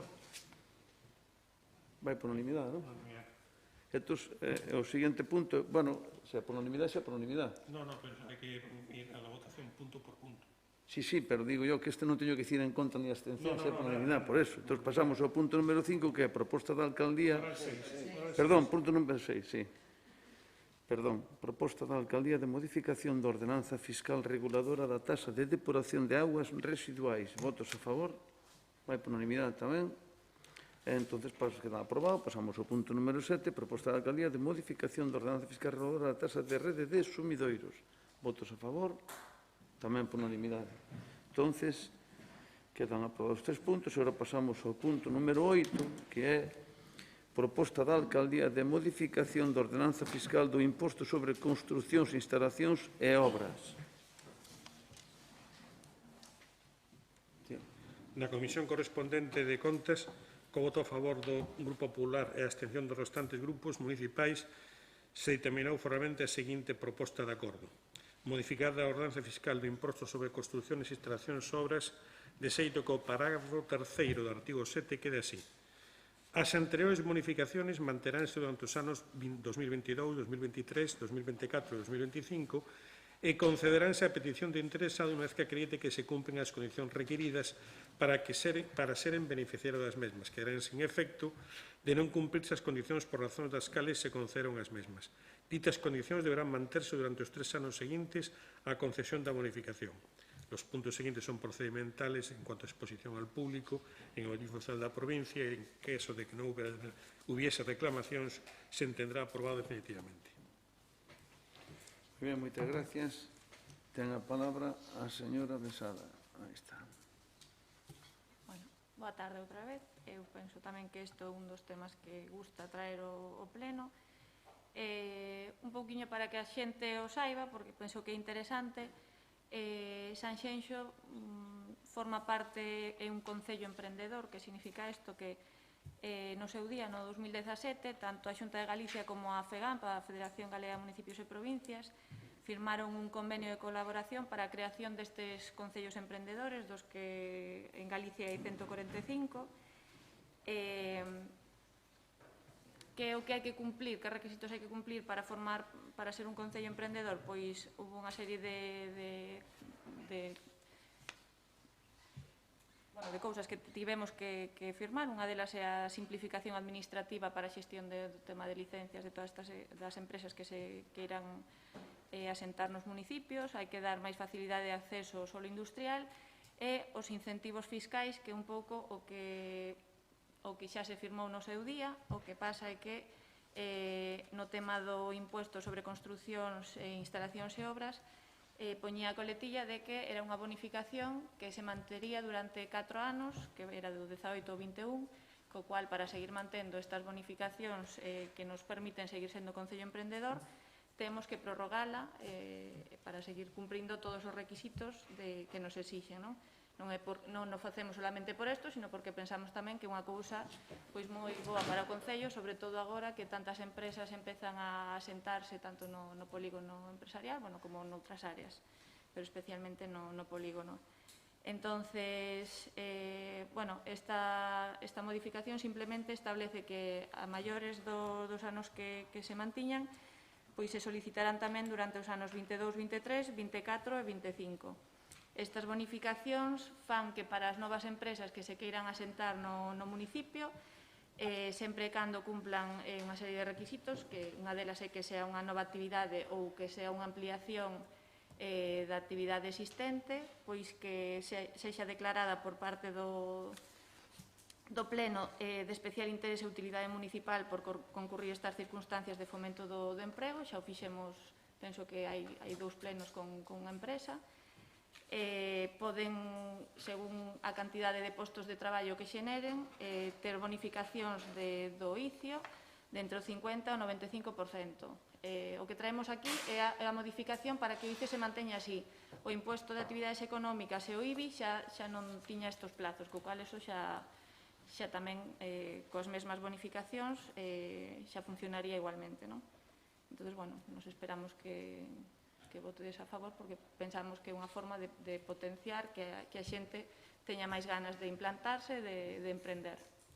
Nada máis. Moi ben, moitas gracias, señora Besada. Señora Rodríguez.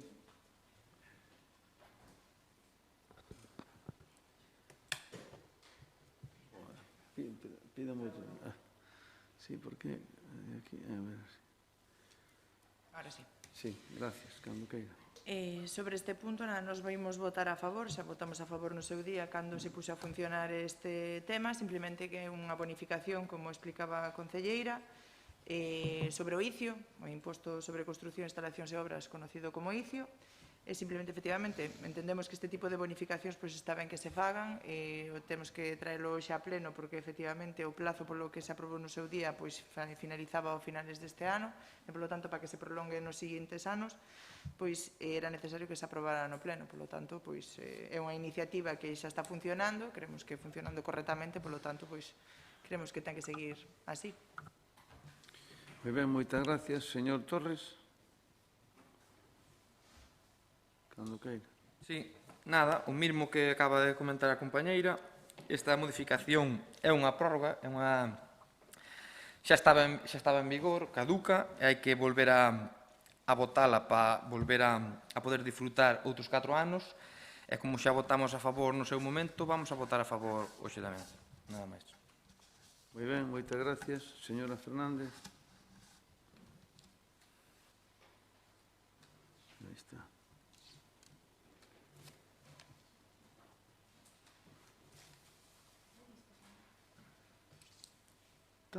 Está toda a noite pasando de min, Nada, é unha prórroga desta bonificación, como xa dixeron os compañeiros, polo tanto, nos vamos a votar a favor. Moi ben, entonces, moitas gracias. Isto aquí. Señora Fervenza, sí. Sí, nos estamos durmiendo hoy en este pleno todos un poco. Nosotros vamos a votar a favor, tampoco me voy a alargar más y a ver si vamos un poquito a las mociones esas tan divertidas que... Moitas gracias, señora Fervenza. Entonces, que non quere dicir nada? Vale, pois entón vamos a proceder á votación do punto número 8, que é a proposta da Alcaldía de modificación da ordenanza fiscal do imposto sobre construcións, instalacións e obras. Vai por unanimidade? Sí. Señor secretario, vai por unanimidade? Moitas gracias. Pasamos ao punto número 9, que é a proposta da Alcaldía de delegación á Deputación Provincial de Pontevedra oral das facultades de recadación executiva e do organismo autónomo Terra de Sanxenxo. Na Comisión de Asuntos Económicos e Patrimonio, co voto a favor do Partido Popular e a excepción dos restantes grupos municipais, Dictamina favorablemente a seguinte proposta de acordo. Delegar na Deputación Provincial de Pontevedra oral as facultades de regulación ejecutiva do organismo autónomo Terra de Sanxenxo conforme a unha serie de condicións que se establecen en el texto de la propuesta y que no voy a proceder a dar lectura porque ya son un modelo que hay aquí. Moitas gracias, señor secretario. Ten a palabra a señora Martínez. Está ben? Sí, aí está. Bueno, boas noites. Outra vez esta tamén é unha proposta sinxela, simplemente tamén pois delegar na Diputación Provincial de Pontevedra oral as facultades de recadación vía executiva dos tributos, precios públicos e demais ingresos de dereito público do organismo Terra de Sanxenxo. O sea, non ten moita máis cousa. Nada máis. Moitas gracias, señora Martín. Tú ten a palabra, señora Rodríguez. Neste punto único que se vai delegar na Diputación, porque con respecto á Terra de Sanxenxo, é a recaudación executiva, é dicir, cando alguén deixe de pagar un recibo de algo que dependa de terra, pois a piscina ou o que sea, pois entonces sería a propia Deputación directamente que facería a reclamación executiva deses cartos. Bueno, por parte deste Concello xa se ten delegado na Diputación moitísimas facultades, tanto de recaudación ordinaria como de recaudación executiva, e ten certa lógica que tamén se encargue desta tarea. Por lo tanto, en principio, imos votar a favor, non lle vemos inconveniente. Moi ben, moitas gracias. Señor Torres. Estamos de acordo e vamos a votar a favor, nada máis. Moi ben, moitas gracias, señora Fernández.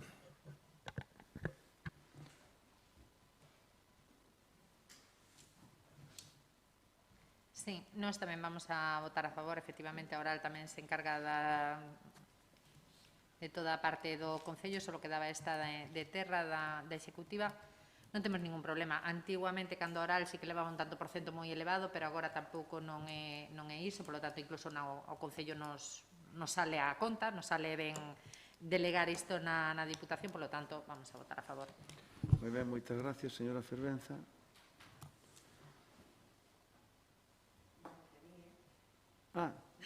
Perdón. Nosotros tamén vamos a votar a favor. Moi ben, moitas gracias. Entonces, algo que dicir, señora?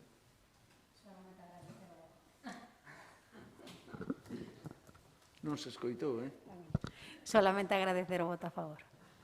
Moitas gracias, señor Martínez. Pasamos á votación, entonces, do punto número 9, que é a proposta de alcaldía de delegación á Deputación Provincial de Pontevedra oral das facultades de recaudación executiva do organismo autónomo Terra de Sanxenxo. Vai por unanimidade, entendo, non? Señor secretario, apróbase por unanimidade. Moitas gracias. Pasamos ao punto número 10. Proposta da alcaldía de aprobación inicial da modificación puntual número 10 do Pexou de Sanxenxo. Señor secretario. Na Comisión de Urbanismo, por maioría absoluta, voto a favor dos grupos municipais PP Mixto e a abstención dos grupos municipais PSOE e BNG, se dictaminou favorablemente a seguinte proposta de acordo. Primeiro, aprobar inicialmente a modificación puntual número 10 do Pexón de Sanxenxo. Segundo, someter o documento para inicialmente a información pública durante o prazo de 2 meses mediante anuncio que se publica no Diario Oficial de Galicia en un dos xornais de maior difusión na provincia. Terceiro, solicitar ás administracións públicas competentes os informes sectoriais preceptivos. Moi ben. Moitas gracias, señor secretario. Entón, ten a palabra... sáleme Marcos, Entón, ten a palabra a señora Deza polo Grupo Popular. Señora Deza. Sí, boas noites a todos e a todas. Bueno, como ben saben, o 20 de outubro de 2011 o Tribunal Supremo estimou parcialmente o recurso de casación interposto frente á sentencia do Tribunal Superior de Xusticia de Galicia número 455/2007. Con estas sentencias se declaraban nulas certas determinacións do Pexón de Sanxenxo que consistían en dúas cuestións. A primeira, a clasificación como solo urbano non consolidado do polígono identificado como PI18, este que está aquí na rúa, entre a Rúa Viña da Fonte e a Rúa Progreso, por considerar o tribunal que dito ámbito reunía a condición como solo urbano consolidado. e, por outra parte, tamén na categorización como solo urbano consolidado de distintos ámbitos ubicados por todo o termo municipal, por considerar o órgano judicial que non quedara suficientemente acreditado a suficiencia dos servicios para clasificalo como solo urbano consolidado, como así determinaba o PEXON. Unha vez determinada esta resolución do Tribunal Supremo, o Concello inicialmente tiña a intención de facer a ordenación conxunta de todos estes ámbitos, pero, vista a imposibilidade de facelo así, decretouse que se iban a facer de forma individualizada. Así, no ano 17 aprobouse definitivamente a modificación puntual número 5, que, como ben saben, é a que lle daba ordenación ao PEI 18, que, como acabo de mencionar, é este ámbito que estaba entre a Rúa Viña da Fonte e a Rúa Progreso. E hoxe aquí traemos a modificación puntual número 10 do PEXON para darlle ordenación a un ámbito sito en Canelas e co xeto de dotalo, de adaptalo á actualidade vixente, sendo este xa un ámbito sen ordenación que pasaría a estar ordenado polas normas subsidiarias, pero que non se adapta ao que hoxe en día existe ali. E, polo tanto, é o que traemos hoxe aquí. Moi ben, señora Deza. Agora ten a palabra a señora Rodríguez. Sí. Ya está. Nada, nos alegramos que algunas sentencias del Tribunal Supremo sí se cumplen en el Concello de Sanxenxo. En este sentido, nada, estamos nuevamente corrigiendo de nuevo el PEXON de Sanxenxo, que es una obligación derivada de la aprobación del dictamen de la sentencia mencionada por la concejal y, por lo tanto, pues en este punto tampoco creemos que hay mucho más que añadir. Simplemente destacar eso, que hay sentencias del Tribunal Supremo que se cumplen, algunas. Muy bien, muchas gracias, señora Rodríguez. Señor Torres. Gracias. Señora Fernández.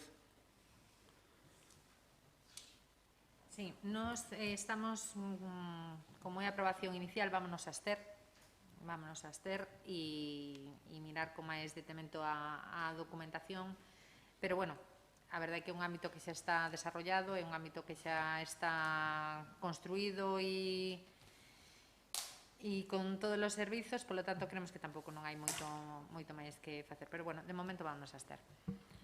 Moi ben, moitas gracias, señora Fernández. Señora Fervenza. Sí, nosotros en este caso vamos a votar también a favor. Solo comentar una cosa que me llamó bastante la atención, la comisión informativa, que fue cuando se hablaban de por qué algunos casos habían quedado atrás y sin sentencias en firme y habían quedado ahí obsoletas en el tiempo.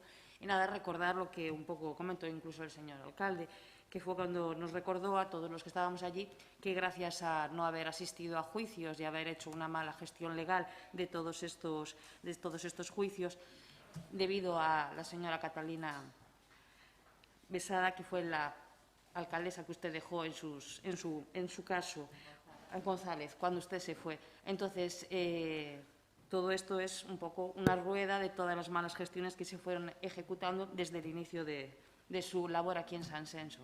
Es por empezar un poco a caldear, que estamos muy aburridos, señor Martín. Venga. No entendo nada. Listo. Moitas gracias, señora Fervenza. Señora Deza. Sí, nada, simplemente aclarar. Pero pidan palabra, se non queda registrado aí. Simplemente aclarar unha cuestión que, cando falamos da cumplimento do fallo judicial, do que fixemos de forma paulatina, porque era imposible facelo de forma conxunta, decir que únicamente neste caso, para que quede un pouco máis claro cando se poñan teñan un avance sobre o que é máis determinada modificación, decir que neste caso xa nas normas subsidiarias este era un núcleo de recente formación, é dicir, xa tiña a condición de suelo urbano. A única problemática é que o fallo judicial di que non queda suficientemente acreditado naquel momento que este ámbito dispoñía dos servicios para poder ser clasificado como suelo urbano, como clasificou o plan xeral. Por iso, neste caso, vistos os informes sectoriais, queda perfectamente identificado que sí, efectivamente, nestes intres é un solo perfectamente desarrollado, pero querer dicir que non que fora tamén fora do plan xeral, sino que no seu momento nas coas normas subsidiarias xa tiña esa condición, nada máis. Moi ben, moitas gracias, señora Deza. Non sei se entendo que iba por unanimidade, Ordencio. Non? No, bueno, pues veña, votos a ver, vamos ao punto número 10, a votación, que é a proposta da Alcaldía de aprobación inicial da modificación puntual número 10 do PSOE de Sanxenxo. Votos a favor? 14. En contra? Abstencións? 2. Moi ben, moitas gracias, queda aprobado. E agora pasamos á actividade de control do Pleno. O punto número 12 é... Leos todos, non? Hai que leos todos. Posta en coñecemento da Corporación do escrito de intervención xeral de data 28 de 7 de 2021, remitindo o informe de seguimento do plan de axuste correspondente ao segundo trimestre de 2021. O número 12 é posta en coñecemento da Corporación do escrito da intervención xeral de data 28 de 7 de 2021, remitindo informe sobre a execución trimestral dos orzamentos separados relativo ao segundo trimestre de 2021. O punto número 13 é posta en coñecemento da Corporación do escrito de intervención xeral de data 28/7 de 2021, achegando informes sobre o cumprimento dos prazos de pagamento correspondente ao segundo trimestre de 2021. O número 14 é posta en coñecemento da Corporación do escrito de intervención xeral de data 28/7 de 2021, comunicando que con data do 27/7 de 2021 comunicouse ao Ministerio de Facenda e Administracións Públicas o cálculo do período medio de pago a proveedores referido ao segundo trimestre de 2021. O punto número 15 é posta en coñecemento da Corporación do escrito da intervención de data 15 de setembro de 2021, comunicando a remisión ao Ministerio de Facenda e Administracións Públicas das liñas fundamentais do orzamento para o ano 2022. E o punto número 16 é posta en coñecemento da Corporación das resolucións da Alcaldía ditadas dende o 1 de marzo ao 31 de marzo de 2021. E agora pasamos ás mocións. Bueno, hai bastantes mocións. 9 mocións. Entonces, van por orden. Primeiro son as do Grupo Popular, non é iso? Sí, está aquí ya por orden de registro de entrada. Moi ben. Entonces, a ver se os temos ben. Vamos la primera es por el tema del volcán de La Palma. Vale. Después, rebaixas do precio da luz. Sí. La tercera... Primeiro La Palma, rebaixas do precio da luz. Rebaixas do precio da luz. La tercera, apoio ao acceso á poboación aos servizos financeiros. E a última, do Partido Popular. A do Lobo. A do Lobo. Bien, e depois a primeira é a do BNG, que é... Depois, a continuación, a primeira do BNG, que é a 5, o servicio bancario. El tema incremento dos abusos bancarios contra os consumidores. 5, a ver, atención, porque isto depois, a 6 é a do BNG tamén sobre unha anquisa de tal, a 6, a 7 é de Ciudadanos sobre tamén unha anquisa. Sí. A 8 é a de SAO sobre un tema do cruceiro de Villalonga, a 8, e a 9 e última é a do PSOE derrubar os restos de infraestructura dos antigos colexios do Casal e de Tombelo.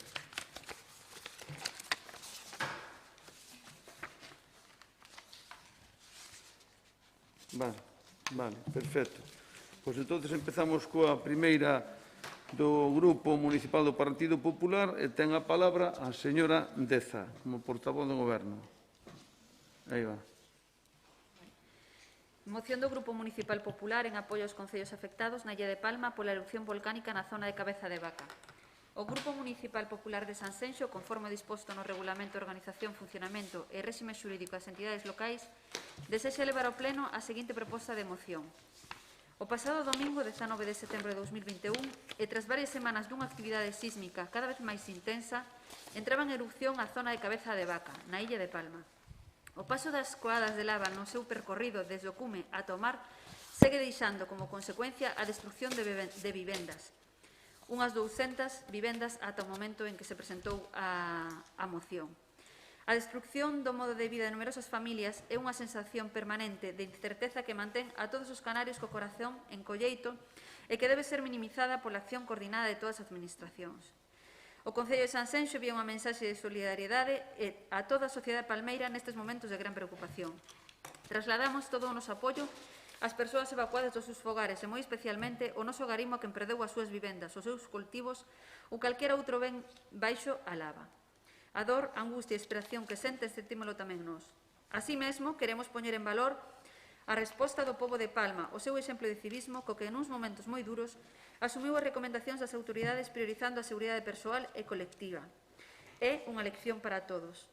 Destacamos o traballo incansable que desde o pasado domingo están a desenvolver os equipos de emerxencia, corpos e forzas de seguridade do Estado, organizacións non gubernamentais, exército, policías locais, profesionais do sector sanitario, medios de comunicación e tantos colectivos que co seu labor sobre o terreo contribúen a reducir as consecuencias deste fenómeno da natureza. Gracias por permanecer á beira de cada persoa, gracias pola súa vocación, pola súa entrega, pola súa valentía e polo seu esforzo. Solidarizámonos e ofrecemos a nosa axuda aos concellos dos municipios máis directamente afectados, Llanos de Aridane e El Paso, que están a demostrar xunto ao Cabildo Insular da Palma a importancia das administracións máis próximas en momentos enormemente difíciles. Polo exposto, o Grupo Municipal Popular no Concello de Sanxenxo presenta a seguinte proposta de acordo. Sí, señora Deza, perdón un segundo antes de tal, porque como hai que justificar a urxencia, quería dicir antes de facer a proposta do Grupo Popular, se parece ben. Parecelle ben, entonces vamos a votar a urxencia, é obvio, porque é urxente, votamos se queren por unanimidade, digo algo, e siga a señora Deza para que parecelles ben a todos. Bien, entonces, votos a favor da urxencia, vai por unanimidade? Vai por unanimidade, moitas gracias. Bueno, eu teño que decir que o outro día falamos cos portavoces da oposición e queremos convertir esta moción que non sea unha moción do Grupo Popular, senón que sea de toda a corporación. Entón, ora no acordo, en debe ser un acordo que pedimos ao Grupo Popular, se lles parece ben, que se redacte de maneira que sea unha moción, un acordo da corporación de todos, non solamente de tal. Se lles parece ben, eu así o dixen indo xe na radio, estou no dicindo. Eu creo que é unha cousa que nadie, creo que debería ser así, se lles parece ben. Entonces, o corpo da cousa, eu creo que, se queren apuntar algo, apuntan, pero eu lles pediría a todos aquí que a moción non sea do Grupo Popular, senón que sea unha moción da corporación para que todos se lles parece ben a todos.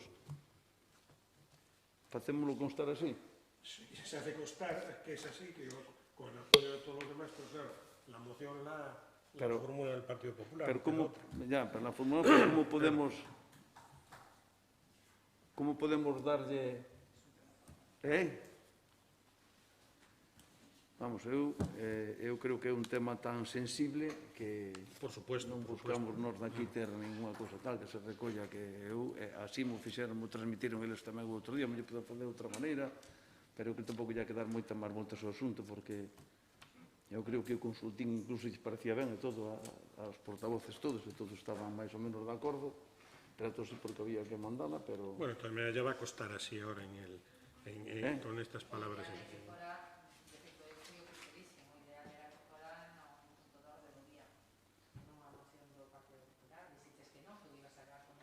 No, porque había que buscar, bueno... O ideal era un punto de orde do día, traerlo por urxencia e votar todos a urxencia no punto de orde do día e votarlo como orde do punto do día. Sinceramente, que vaya como unha moción do Partido Popular, habendo outras opcións, refírome, pois... Bueno, eu creo que eso non é agora o importante, creo que o dicilo públicamente agora aquí, xa eu como alcalde con todos aquí diante, eu creo que se pode susanar a cousa e non darlle publicidade ao que non debe ser, o que debe ser é o que estou dicindo xa eu, que estamos dicindo de que, bueno, pois sí, oye, toca nos que estamos gobernando, sempre ter, digamos, a mellor, pois, o protagonismo, pero non buscamos eso, ni moito menos, non... Xa, pero... Vale. Pero agora non hai, agora mesmo neste momento, eu creo que o mellor é o acordo, ese se parece ben, De acordo? Entón, agora, xa aprobado o que é a urxencia, doulle a palabra á señora Deza para que no corpo da proposta que se fai do acordo, pois, bueno, é outro tema, que é o que se dice do tema dos cartos. Non sei se queren ustedes, que se queren falar a señora Deza, se queren falar ustedes algo, eu como queiran, como... A ver, señora Deza, termina usted, entonces, a... Aridane Paso a cantidade de 17.810 euros, o que supón unha aportación dun euro por cada veciño ou veciña empadroada neste municipio e tómase como referencia a poboación registrada no Padrón Municipal o día 19 de setembro, tal e como se desprende no certificado emitido polo Secretario Xeral do Concello. podemos poñer aí, queren que poñamos en debe ser o Concello que sean os 17 membros da corporación ou os 17 concelleiros, ou o que queren. Está ben así? Vale. Non, xa, pero dicía eu. Bueno, por nada, entonces, a ver, doulle a palabra. Quer dicir algo máis, señora Deza?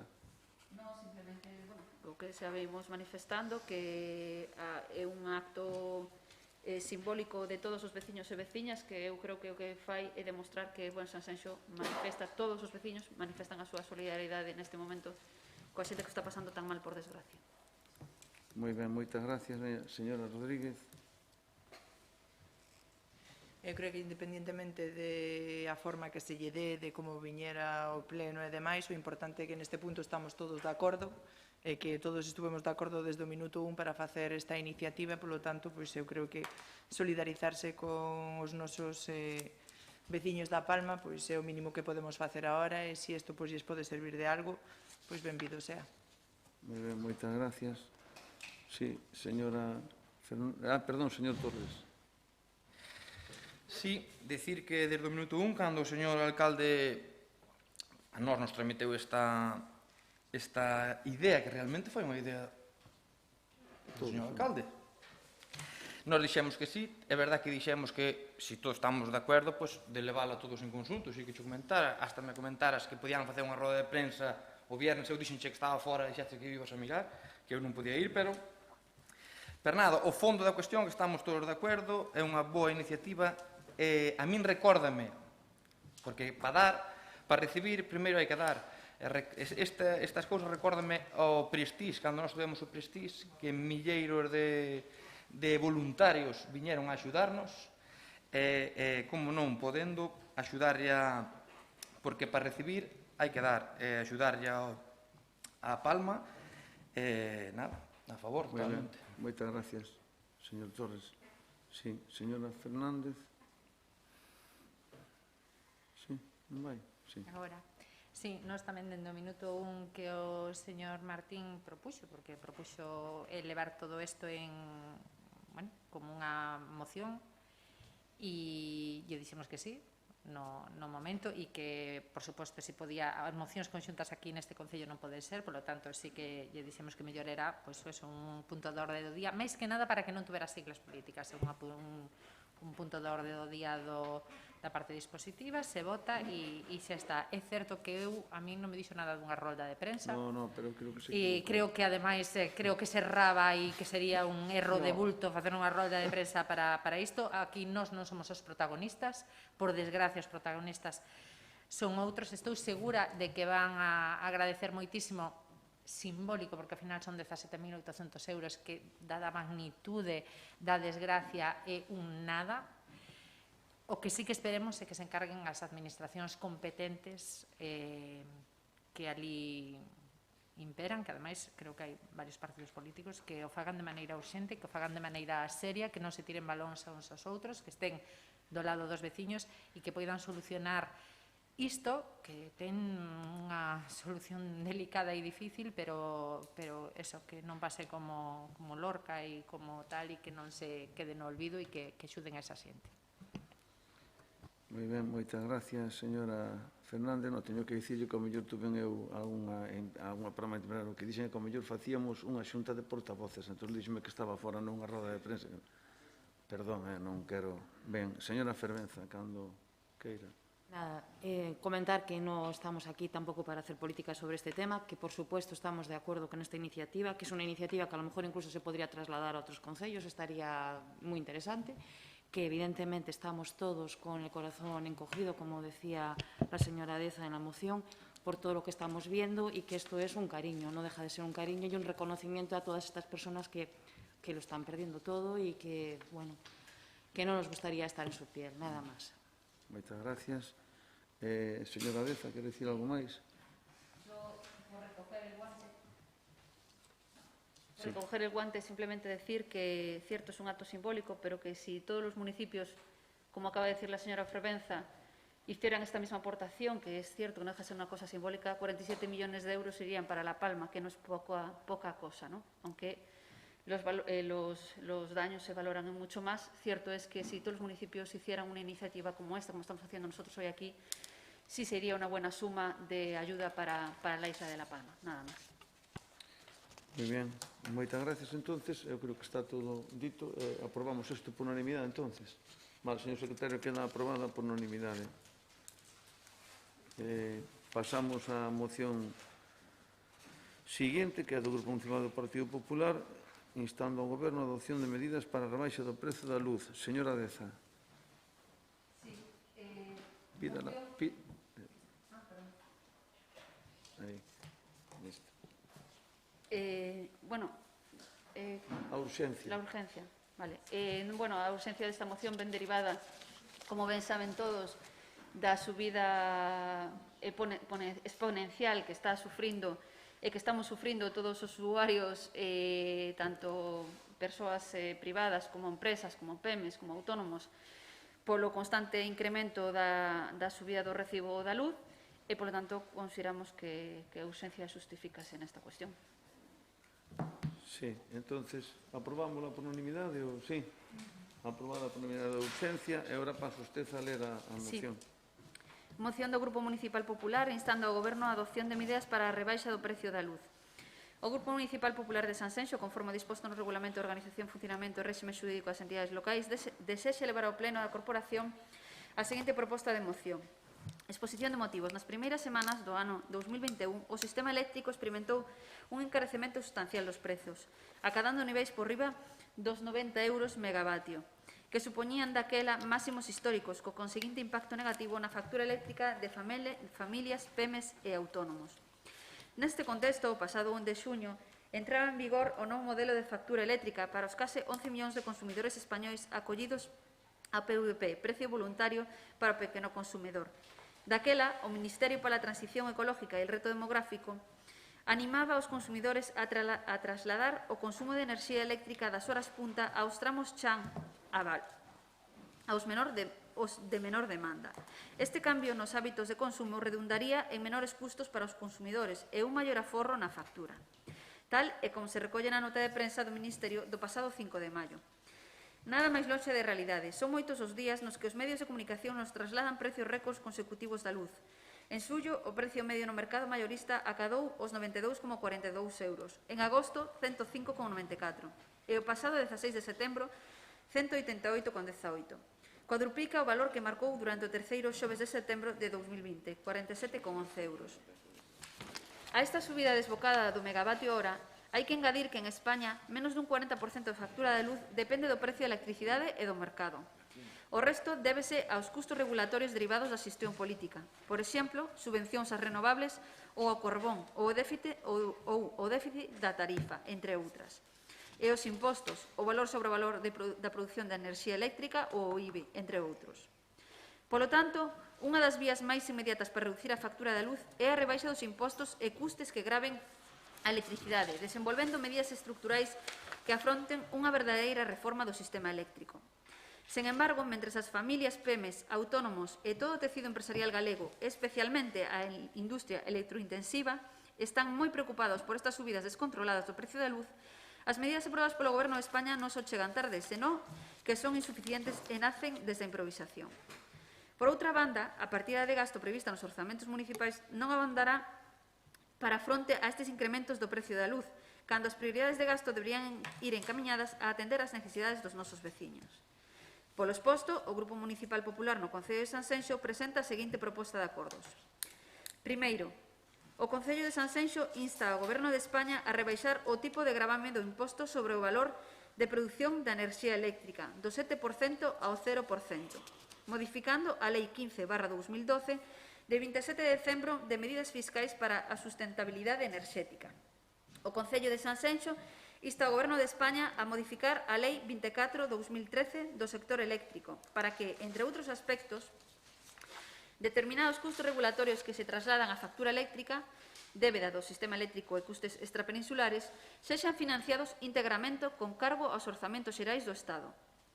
Terceiro, o Concello de Sanxenxo insta ao Goberno de España a modificar a Lei 37/1992 do imposto sobre o valor engadido para facer permanente a rebaixa do IBI da electricidade do 20 ao 10%. Cuarto, impulsar o descenso da factura eléctrica a través da revisión dos tramos horarios, na medida en que o período vai de luns ao vernes no que a tarifa é máis barata. Vai desde as 12 horas da noite hasta as 8 da mañán, o que fai moi difícil o aforro das familias. E quinto, ampliar o dereito de poder acollerse ao precio voluntario do pequeno consumidor, ata potencias que sexan iguais ou inferiores a 15 kilovatios para o consumidor doméstico co fin de facilitar o acceso ao bono social eléctrico. Moi ben. Sigo. No, eu creo que non, eu creo que está ben, que agora que lle dou a palabra xa, neste caso, primeiro, a señora Rodríguez. Señora Rodríguez. Sí. Bueno, esta moción es una moción que va más allá del ámbito local en el que nosotros nos movemos y decidimos, pero bueno, simplemente para decir unas pinceladas.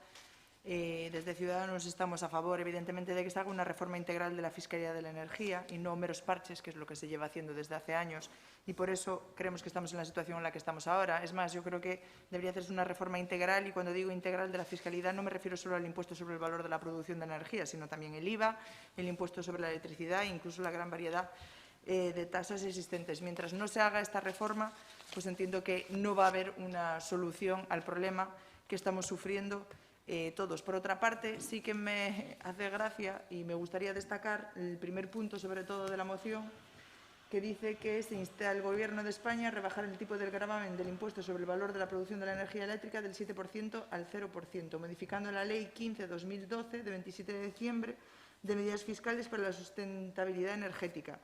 Una ley que aprobó el PP, además, en su día, y que, además, ahora quieren dejar sin contenido. Y en su día la aprobaron diciendo que era necesario para favorecer el equilibrio presupuestario. Y ahora, sin embargo, lo que están proponiendo es que se anule esa normativa. ¿Por qué? Porque ahora están en la oposición. Entonces, claro, a mí este tipo de propuestas en las que gobernamos de una forma cuando estamos de un lado y decimos otra cosa diferente cuando estamos del otro lado, pues entiendo que no ayudan a nadie. O bien en el 2012, cuando decían que esa ley se hacía para favorecer el equilibrio presupuestario, estaban mintiendo, ahora es que el equilibrio presupuestario pues da igual y ya lo pagarán los vecinos si no es de una forma es de otra, porque evidentemente si se reduce ese gravamen tal y cual como ustedes están proponiendo, pues alguien lo va a tener que pagar. Entonces, yo esta moción, como está redactada, pues no puedo apoyarla por lo que acabo de comentarla.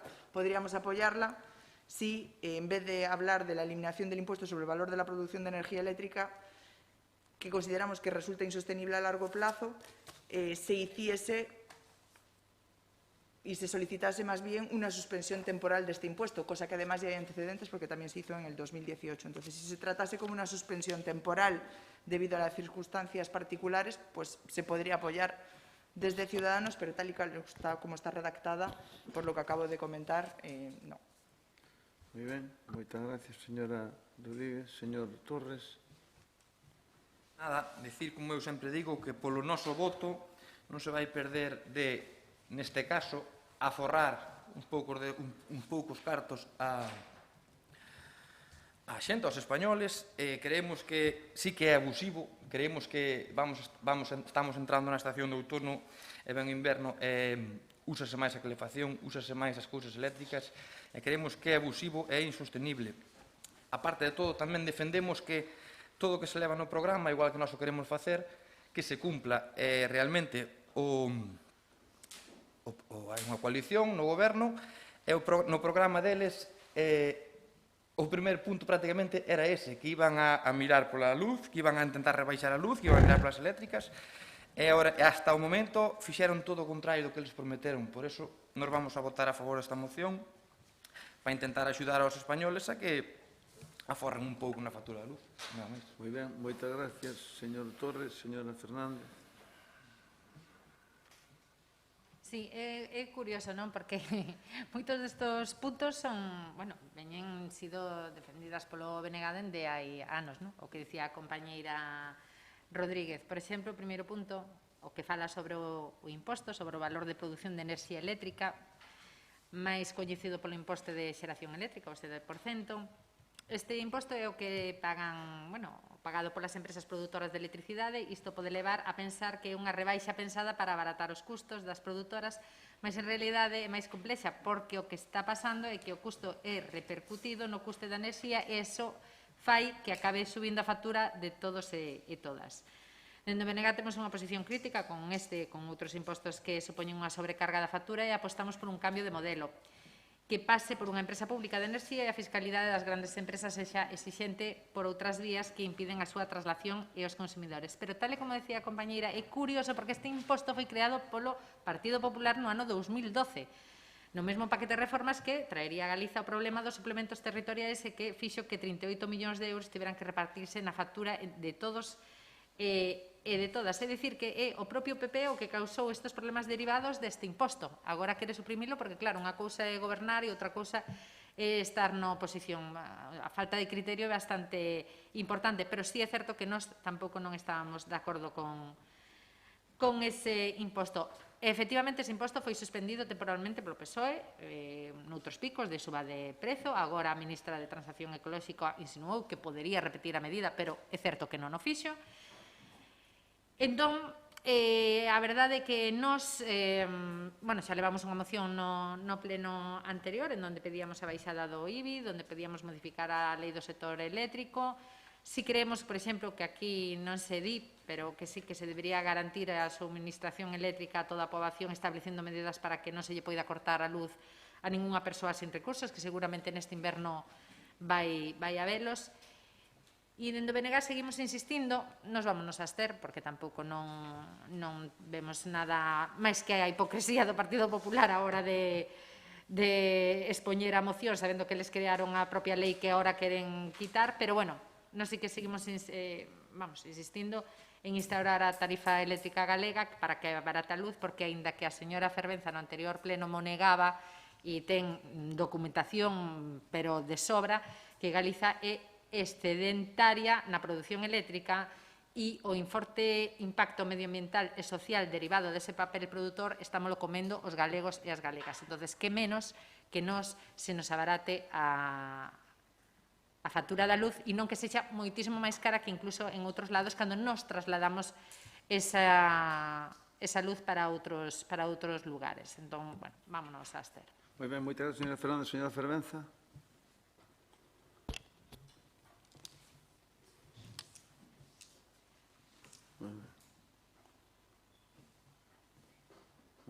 Ahora, bueno, varias cosas. La factura eléctrica consta de 3 partes. En primer lugar, los precios en el mercado mayorista, que están disparados en toda Europa, con unos precios similares en España, Francia y Portugal, y superiores en Alemania, Italia y Bélgica, y mucho mayores en Reino Unido. En estos precios de mercado el Gobierno del Estado no puede incidir y ya le pidió a la Unión Europea que se tomaran medidas para impedir esta escalada de precios. En segundo lugar, que ataca a la factura de la luz es la carga impositiva, sobre el que este Gobierno actuó con unas rebajas históricas y en los que va a seguir actuando si es necesario para hacer realidad lo que prometió el presidente del Gobierno, que dijo que acabaríamos el año pagando lo mismo que se pagó en el 2018, descontando el IPC. Y todo ello con esa barbaridad de precios del mercado mayorista. Y, en tercer lugar, los llamados costos del sistema, sobre los que el Gobierno también está a actuar con el proyecto de ley para crear el Fondo Nacional de Sostenibilidad del Sistema Eléctrico. Miren, el Partido Popular ahora parece que quiere darle solución a los problemas que generaron ellos. Es un sistema que pusieron ustedes en marcha, que no lo puso nadie más, con una legislación creada por ustedes a su gusto y al gusto de las eléctricas, y que el actual Gobierno está modificando. Es una modificación que no se hace en 4 días, como ustedes comprenderán. Y, por otro lado, llegan tarde a la rebaja del sistema de impuestos, porque ustedes lo generaron, crearon las leyes y en ningún caso hicieron ningún retoque sobre el precio del IVA en la crisis económica anterior o en la subida de precios. Curioso como un Partido Popular se posiciona al lado de las eléctricas cuando el Gobierno socialista anuncia medidas para derivar parte de los ingresos inmerecidos de las eléctricas cara a la ciudadanía, ustedes proponen siempre medidas para vaciar las arcas del Estado de una manera permanente, pero ninguna para vaciar el beneficio descontrolado de las empresas del sector energético. Ustedes hablan de medidas para que sea menos gravoso para la ciudadanía de España la tarifa eléctrica. Yo solo voy a hacer mención a una serie de medidas que se han ido tomando en este tiempo y que creo que son más que suficientes para demostrar el enorme empeño que está poniendo el PSOE, el partido que está gobernando este país, para que no sea tan costoso y tan alto esta tarifa. En situación de crisis se creó el bono social térmico y se amplió el bono social eléctrico. Actuaciones extraordinarias para desvanecer el impacto se creó el impacto sobre el COVID y especialmente en los consumidores vulnerables. La prohibición del corte de suministros, que comenzaba antes la señora Grasso, ya se está poniendo también en marcha. La prórroga automática del bono social eléctrico, la congelación de los precios máximos de la bombona de butano y de la tarifa del último recurso de gas natural o la ampliación del derecho al bono social para trabajadores autónomos que cesan su actividad o se vean reducidos en la facturación. Bueno, una serie de medidas que acompañan a todos los ciudadanos de España para que no sea tan costoso y les resulte se sientan tan vulnerables con la tarifa eléctrica. Un comentario a lo que comentaba la señora Grasso. En ese pleno yo dije que nosotros no éramos excedentarios en energía y no lo somos. Aprovecho para decirle, porque lo tengo aquí escrito, Galicia no es excedentaria en energía y esta afirmación que ustedes hacen es falsa. Esto sucede solamente en la parte de energía de las eléctricas, en la que producimos un 30% más de lo que consumimos y esa es la única parte en que somos excedentarias. En el resto de las energías que hay más, hay petróleo, hay gas, hay carbón. Bueno, en serio. Hay más energías, no estamos hablando solamente de las eléctricas. Nosotros consumimos 6.200 toneladas frente a las 2.350 que producimos. Bueno, no son datos míos realmente, o sea que los tengo aquí y no los invento yo. Vamos a ver. Nosotros aprobaríamos esta moción si se hace una enmienda de sustitución que ponga que el Concello de Sanxenxo insta al Gobierno del Estado a que continúe con las medidas y reformas estructurales necesarias para abaratar la factura eléctrica de las familias y empresas afectadas por la escalada en el precio de los últimos meses, derivadas de un sistema heredado del Gobierno del anterior Gobierno del PP. Nada más. Muchas gracias, señora Fervenza. Señora Deza. Señora Fervenza, hipocresía la suya. Vamos a ver, usted está diciendo medidas que abaratan. Yo lo único que sé es que hemos pasado de 47 euros megavatio a 200 euros megavatio.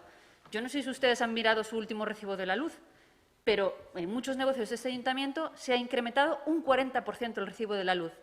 ¿Quiere esto decir que las medidas que están adoptando, independientemente de que pueden ser medidas que, si se hicieran de forma definitiva, fueran buenas, como por ejemplo la rebaja del IVA que han hecho, o del IVA del 21 al 10% que lo han hecho de forma temporal, lo hicieran de forma definitiva? Porque si la recaudación finalmente va a subir igual, porque la base imponible sube y, por lo tanto, si la base imponible sube, la recaudación es mayor. Pero es que, además, ustedes están diciendo que todo se debe a las políticas anteriores. Nosotros lo que sabemos es que la subida básicamente se debe a dos factores. Una, la subida del precio del gas y dos, el pago por las emisiones de CO2. Me encanta que usted nos compare con el resto de Europa, porque España no ha tomado ningún tipo de medida, pero países como el que acaba de mencionar, como Francia y Alemania, sí que ha tomado medidas. En primer lugar, Francia. ¿Por qué? Porque no necesita gas, porque tienen nucleares. Por cierto, ustedes se llenan la boca diciendo que no están a favor de la energía nuclear, y han cerrado una central nuclear no hace mucho tiempo, pero nosotros le compramos la energía a Francia. O sea, hipocresía la suya, porque no queremos nucleares, pero le compramos la energía a Francia, que sí saca su energía de las nucleares. Lo que acaba de decir la señora Grasso es cierto. Galicia es excedentaria en energía eléctrica, y usted lo acaba de reconocer, aunque no seamos en otras energías. Y luego hay otros países, como por ejemplo Alemania, que también lo acaba de mencionar, que hace, para solucionar el problema, tira del carbón. ¿Que paga más emisiones CO2? Sí. Pero esto que hace que la industria genere más activo y, por lo tanto, baja el recibo de la luz. Lo que nosotros proponemos, y que se propone, además, desde también el Parlamento de Galicia, es que se rebaje ese impuesto. Ustedes dicen, ¿crearon ustedes el impuesto? Cierto es. La ley es del año 2012, nadie lo está negando. Pero lo que sí estamos diciendo es que las medidas que hay que adoptar las estamos poniendo blanco sobre negro. Medidas que ustedes no han tenido en cuenta ninguna de ellas y que además todas las que van haciendo son insuficientes.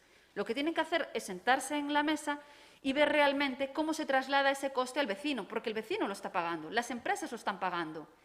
Y le vuelvo a decir, yo no sé si usted ha mirado el recibo de este mes, pero ha subido un 40 y un 50% a muchos vecinos de este municipio. Y, por supuesto, teniendo en cuenta el sector, nuestro ayuntamiento que vive del sector del turismo, hable usted con 2 o 3 hoteles y ya verán lo que le dicen del recibo de la luz. Nada más.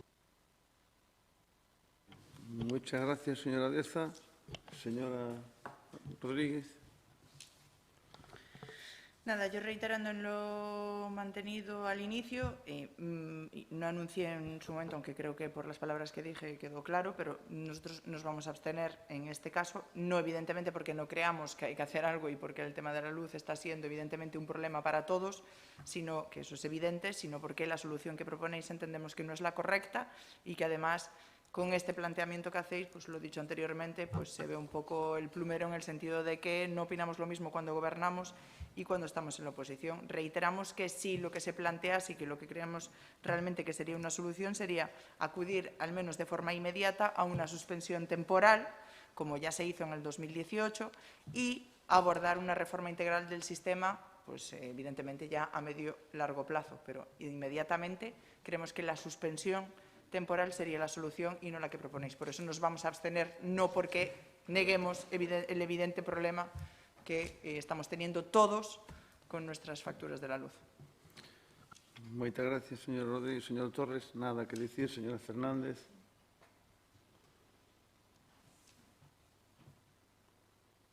Eu xuraría que tanto na moción hai 2 meses como nesta moción estamos falando de electricidade. Corrixídeme se me equivoco. Porque, home, se estuéramos falando de petróleo, entonces eu cambiaría o argumento. Ou de outras enerxías, cambiaría o argumento. Pero como tanto naquela como nesta, o que estamos falando de electricidade, e eu o que estou dicindo é que Galicia é excedentaria en electricidade, creo que quen está errada non son eu.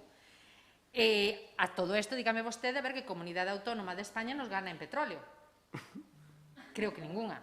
Pero, bueno, en fin, ano 2018, fíxese vostede, producía Galicia un 33% máis de enerxía, xerábamos máis enerxía da que consumíamos. En marzo de ano 2021, xa estamos en case o 50%. Oye, de algo ten que valer o feito de ter os encoros asolagados e de ter os montes cheos de eólicos. Entón, e máis, eu vou dicir, se nos aceptan a emenda de instaurar unha tarifa galega eléctrica que abarate a factura da luz para galegos e galegas en beneficio a consumidores particulares e das nosas empresas, de maneira que se compense o papel de Galicia como excedentaria na produción eléctrica e o forte impacto ambiental e social derivado do seu papel produtor, nos votamos a favor. Pois listo. No, bueno, espera. E vamos a dicir outra cousa, porque o que é unha realidade, e a día de hoxe estaba consultando os datos, o prezo da luz a día de hoxe, 174,68 euros megavatio. Fai un ano era de 24,72 euros megavatio. É un incremento do 606%. A ver, pintemos como pintemos, coas leis todas que sí, que pode que o PP... pode non, que a fixo e que agora non lle gusta porque está na oposición e todo o que queiran, pero este é un escándalo e este está repercutindo nos petos de todos os usuarios, que ao final é un ben básico, é un ben que non podes prescindir del, non é un ben, non é unha, vamos, sí, un capricho, exactamente, non é un capricho, é algo que pero desde a primeira hora hasta a última hora é necesario para todos e para todas. E, dende logo, hai máis propostas que podría facer o Goberno Central, desde a baixada do IBI e da factura eléctrica do 21%, agora está ao 10% de maneira provisional, pero podían baixalo ao 4%, e a eliminación do imposto especial de electricidade. E poderían modificar a lei do sector eléctrico e os últimos cambios tarifarios que de maneira que o prezo da electricidade se estipule en función dos custes e de xeración de cada tecnoloxía. Hai moitas cousas que se pode facer. O que non pode ser é que siga subindo os euros megavatio, pero que ademais é que vamos desproporcionados e máis. Non vou dar nombres, pero hai certas empresas que se están retrasando coas facturas que cando cheguen as facturas aos veciños ou a empresarios parece ser que están chegando, pero de miles e miles de euros. Que é para poñerse a temblar. É certo que sí, que van bueno, que podes prorrogar os pagos e demais, pero te lo que pagar. Por moito que che deixen a 3 meses, a 6 meses, te lo que pagar. E do teu peto vai salir. Entonces, ademais, estamos, claro, desto de que, no, igual que o mes pasado, no, espera que che ven outra aí. É un problema moi grande e é un problema que o Goberno Central ten que solucionar, que para eso están gobernando. Moitas gracias, señora Fernández. Señora Fervenza.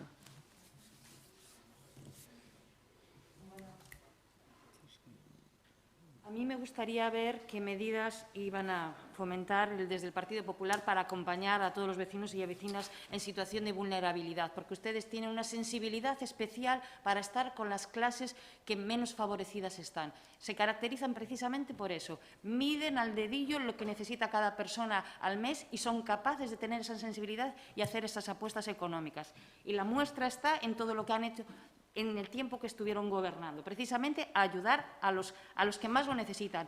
O será al revés, y estuvieron precisamente con todas las compañías eléctricas. Es que yo creo que esa forma de entender, de soltar unos discursos aquí y decir que los demás tienen que hacer cuando ustedes serían incapaces de realizar cualquiera de las medidas que yo he estado diciendo aquí, una a una, es como, cuando menos, vivir en la falsedad permanente. Mire, estaba hablándome de los países de los cuales se supone que están mejor que nosotros. Dicen muchas revistas especializadas y en empresas del sector que en los años venideros el coste de la energía eléctrica en el mercado mayorista español será inferior al de países como Francia y Alemania, derivado precisamente de esas políticas que dicen que no estamos implementando, que son de las políticas medioambientales renovables, de energías renovables. El Gobierno quiere actuar contra esos privilegios de estas energéticas, por eso, con eso que se llaman beneficios caídos del cielo, que pueden suponer que miles de millones de beneficiarios de las compañías energéticas pasen a beneficiarse de las facturas de los usuarios. Miren, cuando estamos hablando de todo el tema de la energía y decir que nosotros no estamos implementando las medidas necesarias, yo no digo que se estén implementando todas, porque evidentemente se necesita un tiempo de puesta en marcha de todas las medidas, pero se están tomando todas las medidas acorde al momento que estamos viviendo. No se puede hacer todo de un día para otro, no se puede bajar el IVA al 0%, pero vamos a ver, ¿en qué país vivimos? ¿De dónde saldría el dinero entonces para todo lo demás? Es que tendremos que tener cabeza a la hora de gestionar. No se puede venir aquí y decir esta serie de medidas que son incoherentes e insostenibles.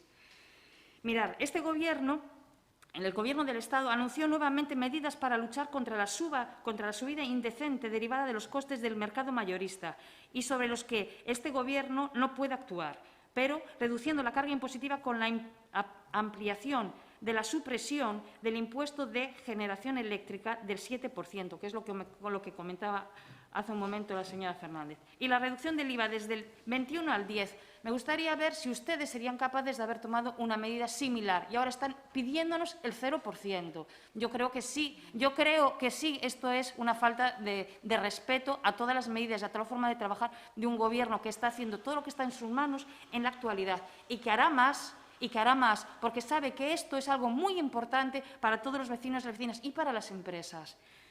Lo dicho, nosotros también votaríamos a favor si se pone la enmienda que hemos comentado. Nada más. Moitas gracias, señora Fervenza. Señora Deza. ¿Dónde ha leído usted que pongamos nosotros que tiene que reducirse el IVA al 0%? Nosotros ponemos que tiene que reducirse el IVA de forma permanente del 21 al 10%. Nosotros no hemos dicho en ningún momento que tenga que reducirse el IVA al 0%. Y además, cuando habla usted, es que está hablando constantemente de las energías renovables, de las medidas que adopta el Gobierno. ¿Qué medidas? Todas temporales que no llegan a buen puerto. Y lo que le dice Sandra, ¿de qué le sirve a Galicia tener los montes llenos de parques eólicos? ¿De qué nos sirve? Entonces, ustedes lo que tienen que adoptar cuando están gobernando es medidas. Y no vivir en el pasado. Lo que está diciendo es que ustedes cuando gobernaban, pero es que ahora gobiernan ustedes. Adopten ustedes las medidas que tengan que adoptar. Igual que otros países que no quieren irse a la nuclear, perfecto, váyanse a otro tipo de energía, pero no podemos tirar del gas. Eso es lo que están adoptando en otros países de nuestro entorno. Y cuando dice que España va a estar mejor que ningún país, Bueno, ya se verá. También decía el señor Sánchez que íbamos a pagar la factura igual que en el 2018, pero no dice que en el 2018 fue la factura más cara durante los últimos 10 años. Eso tampoco lo dice.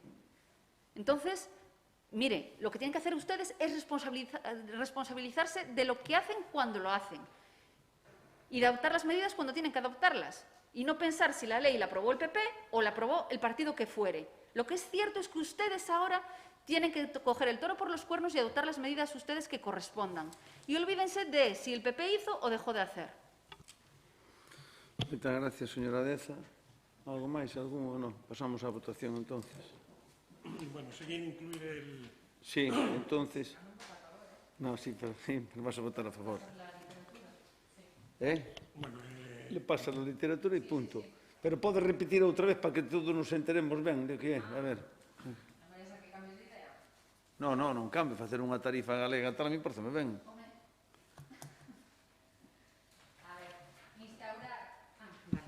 Instaurar unha tarifa eléctrica galega que abarate a factura da luz para os galegos e galegas en beneficio de consumidores particulares e das nosas empresas, de maneira que se compense o papel de Galiza como excedentaria na produción eléctrica e o forte impacto ambiental e social derivado do seu papel produtor. Moi ben, perfecto. Parecenos ben a nós, entonces... como punto sexto, entonces, ¿no? Vale, de acuerdo. Entonces, exactamente. Entonces, votos a favor da moción. Votos en contra. Abstencións. 12 votos a favor. Moi ben, pois queda aprobada a moción. Pasamos á terceira moción do Grupo Nacional do Partido Popular en apoio do acceso á poboación aos servicios financeiros. Ten a palabra a señora Deza. Sí, en cuanto a la defensa de la urgencia... En cuanto a la defensa de la urgencia de esta moción, decir que viene derivada, bueno, desde el año ya 2008 ya se lleva sufriendo, pero últimamente con las últimas fusiones de diversas entidades, de diversas empresas bancarias, se ha sufrido cada vez más, sobre todo en las zonas más rurales y que sobre todo afecta a las personas más mayores, el desmantelamiento de muchas oficinas físicas, lo que conlleva, una problemática bastante grande para todas estas personas en las cuales no tienen a disposición todos estos servicios financieros de los que todos necesitamos. Moi ben. Entonces, aprobamos a urxencia. Vai por unanimidade da urxencia e agora pase a moción. Moción do Grupo Municipal Popular en apoio do acceso á poboación aos servicios financeiros. Nos últimos anos, con especial intensidade desde a crise financiera do ano 2008, tivo lugar en España un dos maiores procesos de concentración bancaria de Europa. A pesar de que este proceso permitiu reforzar a solvencia das entidades e recuperar a confianza e a estabilidade do sistema financiero, tamén trouxo consecuencias negativas, como unha importante diminución do persoal e o peche de oficinas bancarias, o que está a dificultar a accesibilidade aos servicios financeiros por parte da poboación, particularmente no ámbito rural. Así mesmo, as entidades financeiras están priorizando o uso das novas tecnoloxías para a realización da maioría dos trámites bancarios. Aínda que a banca electrónica aporta vantaxes de inmediatez e accesibilidade, unha implantación precipitada dificulta o acceso a servicios financeiros básicos naqueles lugares onde a digitalización aínda non se desenvolveu na súa plenitude, ou naquelas persoas que teñen un menor desempeño nas novas tecnoloxías, con especial incidencia na poboación envellecida e que vive soa.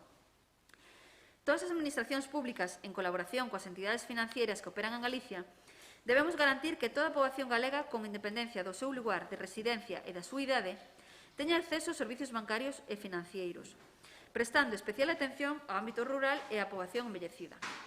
De feito, xa existen fórmulas útiles neste ámbito, como a iniciativa promovida recentemente pola Xunta de Galicia en colaboración coa FEGAM, que permitirá a moitas localidades que carecen de oficina dispoñer dun caixeiro no seu municipio e así mesmo que os veciños poidan contar con servizos de asistencia financiera e de formación.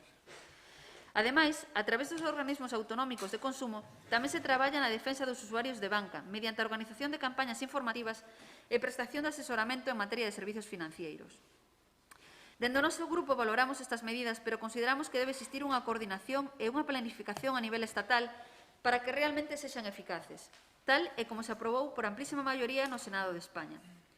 Non estamos ante un problema exclusivamente galego, senón que se dá no conxunto de España, e no que todas as administracións debemos implicarnos. De feito, A Xunta de Galicia enviou o pasado 7 de setembro unha carta ao Executivo Central solicitando a elaboración dun estudo sobre a situación do mercado financiero en España desde o punto de vista da concentración bancaria, a competencia e o acceso aos servicios financeiros, así como a implantación dun marco normativo común que regula a prestación universal dos servicios financeiros básicos, de xeito que se garante a súa prestación a todos os cidadáns, con calidade e cun prezo accesible. Polo exposto, o Grupo Municipal Popular no Concello de Sanxenxo presenta a seguinte proposta de acordos. Primeiro, o Concello de Sanxenxo insta ao Goberno de España, en coordinación coas administracións autonómicas e locais, a posta en marcha dun plan estatal contra a exclusión financiera, con medidas que garantan o acceso de toda a poboación aos servicios financeiros, con especial atención á xente maior. Entre estas medidas estaría de impulsar unha normativa que regule a atención personalizada para a realización de servicios financeiros básicos ou esenciais e a un precio asequible. Segundo, o Concello de Sanxenxo insta a Xunta de Galicia, en tanto en canto non este aprobada unha estrategia estatal de loita contra a exclusión financeira, a continuar impulsando, xunto coas administracións locais galegas e en colaboración coas entidades financeiras que operan en Galicia, medidas que faciliten o acceso á poboación aos servicios financeiros, tales como a instalación de caixeiros multientidades e programas de formación e banca electrónica. E terceiro, o Concello de Sanxenxo comprométese a ceder espacios municipais para facilitar, en colaboración coas entidades financeiras, a prestación de servicios financeiros a través de instalación de caixeiros, promovendo a atención presencial dos veciños e colaborando en programas de formación financiera e banca electrónica. Listo. Moi ben. Moitas gracias. Sí, señora Rodríguez. En canto a esta moción, tamén isto é un problema evidente. Eu creo que, de feito, está nas noticias e nos telexornais a diario que en determinados povos, no noso caso de Galicia, pois constantemente están as entidades bancarias cerrando, pechando oficinas e, polo tanto, dificultando o acceso da xente a un servicio básico como é o día de hoxe, a banca. Polo tanto, que estamos ante unha realidade evidente. Creo que está claro, creo que cada vez proliferan máis as bancas a baixo custe, telefónicas, por internet e demais, o cal dificulta moitísimo o acceso a moita xente, pero especialmente quizás a xente dunha certa edad que non ten habilidade, incluso física ni mental, para poder desenvolverse correctamente con estes novos sistemas. Por lo tanto, que hai un problema é evidente. En canto á moción que presentades, o punto primeiro e o punto segundo, poderíamos estar de acordo, pero co punto terceiro sí que xa me resulta moi difícil, por non decir imposible, estar de acordo. O punto terceiro que poñedes é que o Concello de Sanxenxo se compromete a ceder espacios municipais para facilitar en colaboración coas entidades financeiras a prestación de servicios financeiros a través de instalación de caixeiros, promovendo a atención presencial dos veciños e colaborando en programas de formación financiera e banca electrónica. Non creo que isto sea a solución. De parte de quen hai que poñerse é dos veciños, non dos bancos. Eu creo que neste país se lle dou bastante aos bancos como para ainda por riba ahora que nos comprometamos a ceder espacios municipais para os bancos. Creo que hai formas de axudar a xente, pero esta non é a forma. Unha forma, por exemplo, podría ser de axudar a xente, porque si é certo que este problema o mellor en Sanxenxo por a repercusión que ten o noso municipio, ahora mesmo non o temos.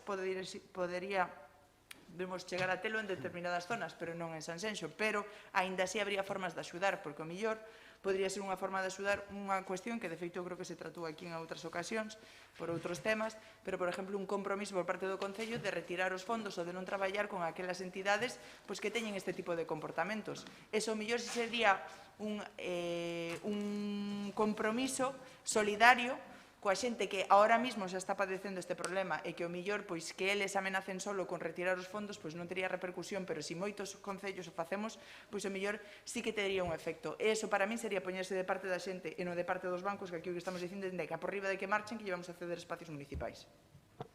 O colmo xa. Señor Torres. Sí, sobre esta moción, decir que é un problema, un gran problema que está pasando en todos os concellos pequenos, e sí que hai que facer algo. Retirar os bancos, sí, digo que será por cousas que non amortizan ben porque hai poucos clientes ou que sea, pero os caixeiros sí que non me gusta que se retiren. Vexo ben o punto 3 que se acaba de ler, que é os que que Sanxenxo ceda, pero, bueno, en ningún momento dice gratuitamente. Non sei se é ceder gratuitamente.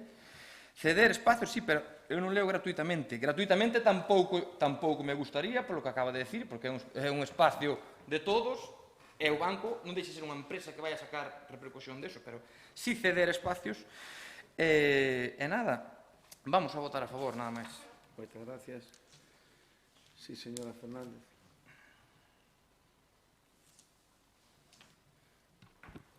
Na anterior moción, a pesar de que criticamos a hipocresía do Partido Popular por ter feito unha lei e agora pedir a súa retirada e demais, pero sí é certo que nos acordos pois estábamos de acordo. Agora, esta moción é infumable, totalmente infumable. O morro do Partido Popular aquí nesta moción é mayúsculo e sin pudor ningún. Increíble. A Xunta acaba de dar unha subvención de 3 millóns de euros para caixeiros con cartos públicos, 3 millóns de euros para que os bancos poñan caixeiros en donde van retirar oficinas. E pide aos concellos que lle poñan o local e que paguen a luz. Isto, coloquialmente, podríamos dicir, mira, non quero un riñón tamén. Pero, bueno, podíamos dicir tamén, bueno, e que vamos a ter que poñer os cartos. Pero que resulta que os cartos xa son dos veciños. Os cartos que teñen os bancos xa son os nosos. E ora, ainda por riba, con cartos públicos, hai que pagar o caixeiro e con cartos públicos municipais poñerlle o lugar e máis a luz. Mire, esta estrategia bancaria, dende logo, ten moito máis que ver coa codicia que con dar un servicio. Eso é así.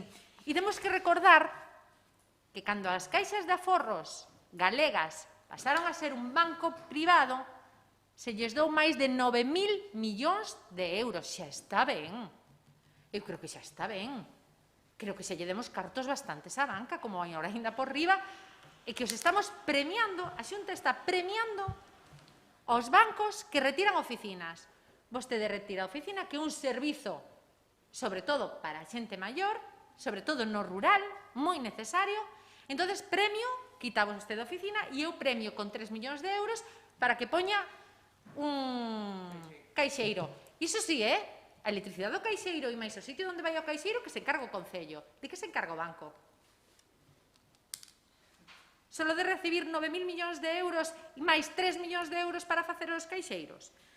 Home, é que hai que recordar o famoso rescate, a bancarización, e que hai que recordar moitísimas cousas. Para nós esta moción, desde logo, é unha tomadura de pelo. Aprobar isto é como eso de que dice que, non sei, mexan por nós e temos que dicir que chove, porque que xa é o que nos falta. E que xa é o que nos falta. Nos, desde logo, vamos a votar totalmente en contra. E, desde logo, como goberno, deberían estar en contra de que unha empresa privada queira sacar lucro, máis lucro do que ten sacado os bancos neste Estado. Non sei se os tería sacado en ningún outro Estado. Pero, dende logo, en concreto, en Galiza, tamén ganaron moitos millóns de euros. E logo, encima, nos vemos canta xente se veu abocada ás preferentes, ás... Non, xa está ben. Se vostede quere dar un servizo, poña unha oficina. Se vostede quere quitar a oficina con que eso conleve e que os seus usuarios decidan se irse a outro banco ou non, pero poña un caixeiro, pero encárguese vostede porque é unha empresa privada. Isto é crear un precedente, pero totalmente, vamos, e que o Concello ceder. E dice vostede que non dice ceder gratuitamente. Home, según o dicionario, ceder é dejar ou dar voluntariamente a outro el disfrute dunha cosa, acción ou derecho. Ceder é ceder. Outra cousa é alquilar. Por lo tanto, a moción digo claro, ceder. Ceder ten unha connotación, non ten outra.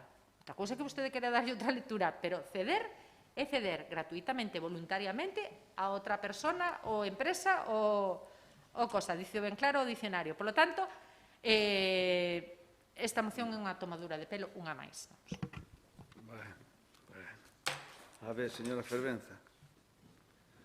A ver. Vamos a ver. está claro que se está produciendo una digitalización del sector bancario que hace que menguemos en oficinas y que se esté favoreciendo todo lo que es la banca electrónica, los cajeros y una forma de entender el mundo de la banca distinta. Y los perjudicados, en este caso, las personas más vulnerables son las personas de la brecha digital. Entonces, la tercera edad, personas que no tienen acceso de una manera más fácil a la tecnología, son los que se ven más afectados. Y se unen eso con los pueblos abandonados en Galicia, que son los que menos población tienen, los que tienen población más avejentada y realmente los que van a sufrir más la falta de banca, o sea, de sedes de bancos.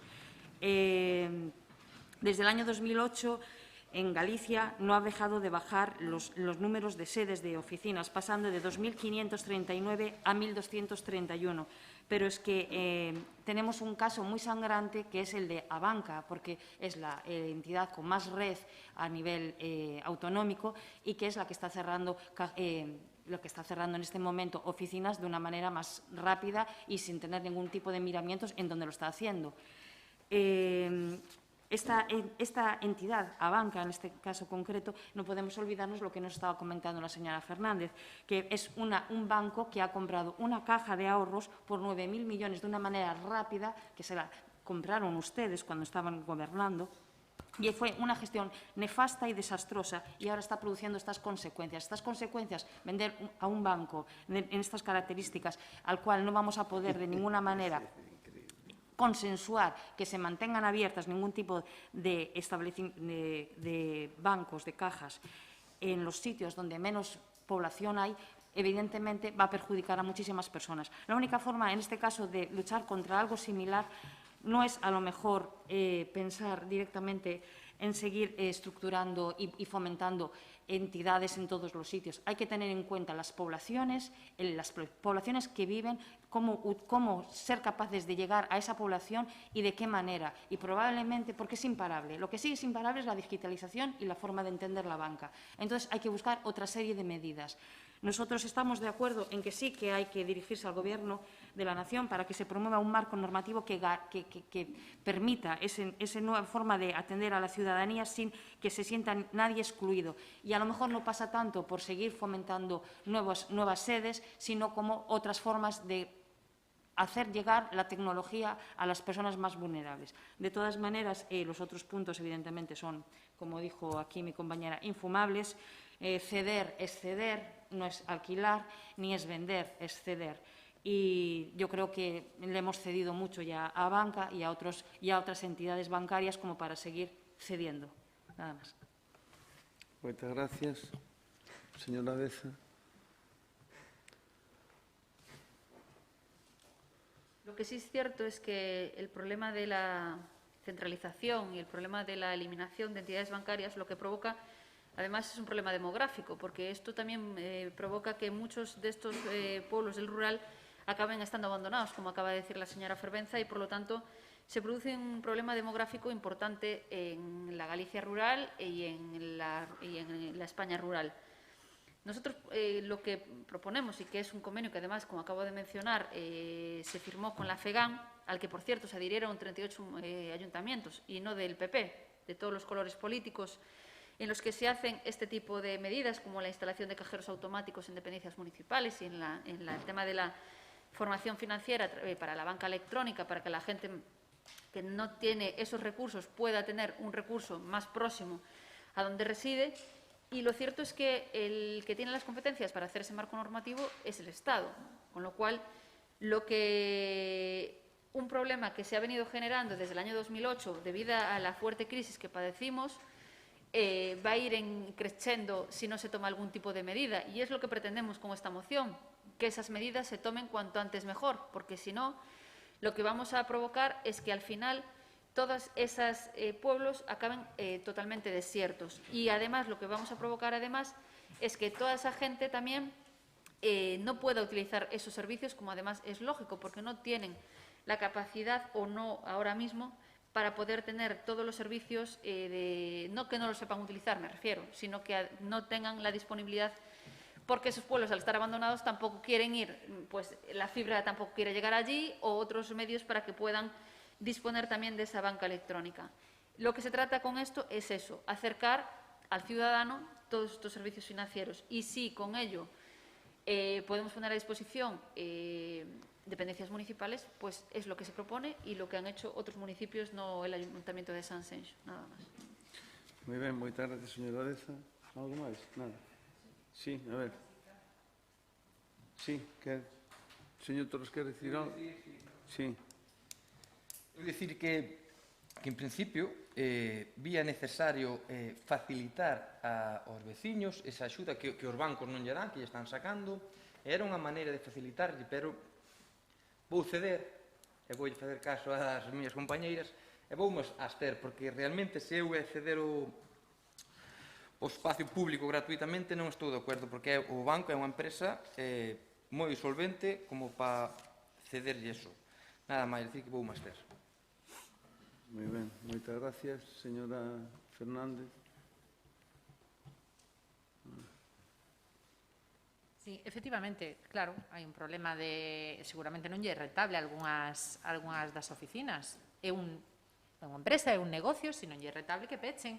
Pero pedixen un caixeiro, que non teña que o Concello nin unha administración solucionarlle un problema que ten unha empresa privada que, ademais, se lle digo, lle enchufamos suficientes cartos públicos como para agora seguir pedindo. Si ten un problema, que peche. Si pecha, vai perder clientes. Si quere conservar eses clientes, terá que buscar medidas. A min isto de que estemos as administracións buscándolle e quitándolle as castañas do fogo aos bancos, e di vostede, no, claro, a Galicia rural, a España vaciada, oye, que cerraron en Pollo, en Marín, non estamos falando de, vamos, cos pedriños de arriba, que están pechando aquí ao lado, donde hai unha poboación bastante importante. Por lo tanto, isto obedece a outros criterios que non sea demográficos, solamente, ou polo menos por aquí. Está obedecendo a outros criterios. Entonces, sinto moito, creo que lle demos suficientes cartos públicos que xa tiñen que ter devolto e que non nos devolveron, como para agora seguir premiando, porque xa non é compensando, que eles non perden, premiando o feito de que peche unha oficina. Peches unha oficina, te premiamos porque a Xunta dá os cartos para o caixeiro e nos os cartos para a luz e máis o local. Oye, que máis? E claro, sí, habrá concellos que busquen, o que tiñan que xuntarse todos os concellos non é buscar esta solución, sino obligar os bancos a ter os caixeiros eles, a buscarse a vida eles. Ese é o que tiñan que facer a FEGAM, a Xunta e o Estado español. Ese é o que tiñan que facer. E non tirar sempre dos cartos públicos de todos e todas. Sinto, pero non. Moi ben, moitas gracias, señora Fernández. Señora Fervenza. Sí, nosotros solo comentar que votaríamos a favor si elimináis de la moción el tercer punto. Entonces sí, porque consideramos que todas las otras propuestas podrían ser factibles y no eliminan el resto de las... Un momento, sí está, no, pero lo tenemos muy fácil, no eliminamos nada, solamente que le ponemos que no es ceder gratuitamente y ya está. Que es lo que el señor Torres dijo, yo voto a favor si pagan. Y yo estoy de acuerdo en que ceder no gratuitamente, porque la palabra ceder no significa de ceder, porque yo cedo algo, es una negociación.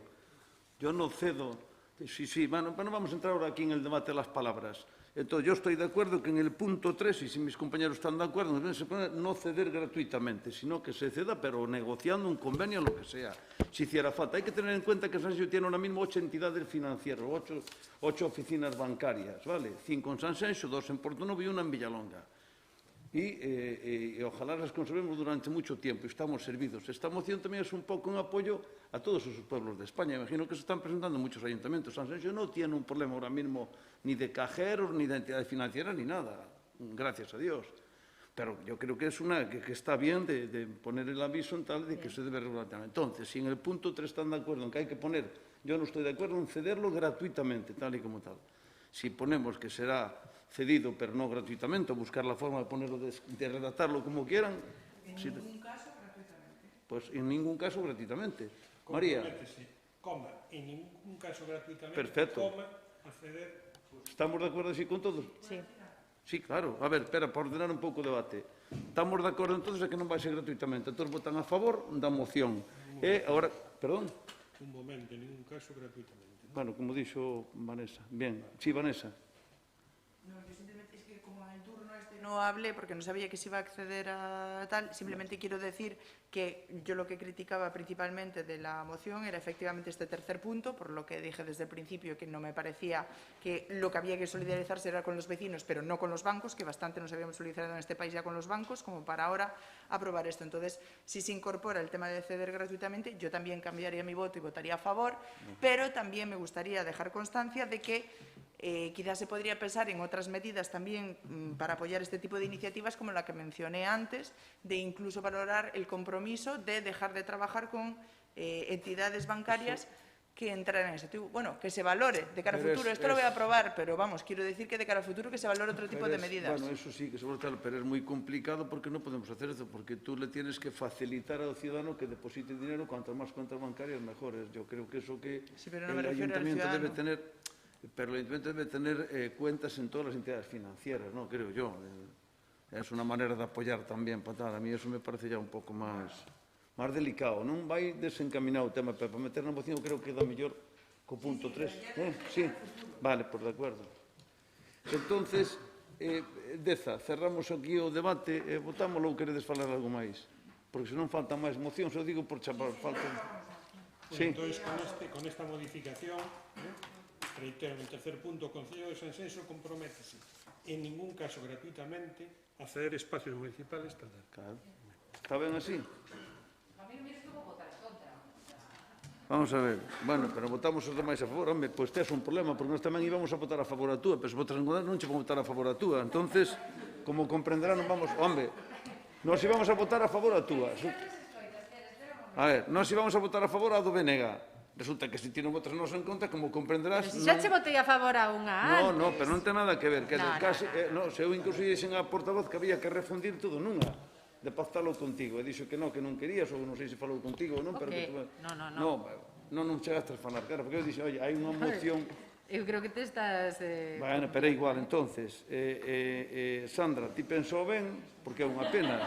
No, digo que o penses ben porque é unha pena, porque creo que debemos estar todos unidos de cara a facer frente ás entidades financieras. Eu non digo por outro tema que fíjate ti que tal. Entonces, eu non sei cales son os puntos na túa que son coincidentes ou que non son coincidentes ou que se poida, non sei, sabes? Eu que digo é que é unha pena.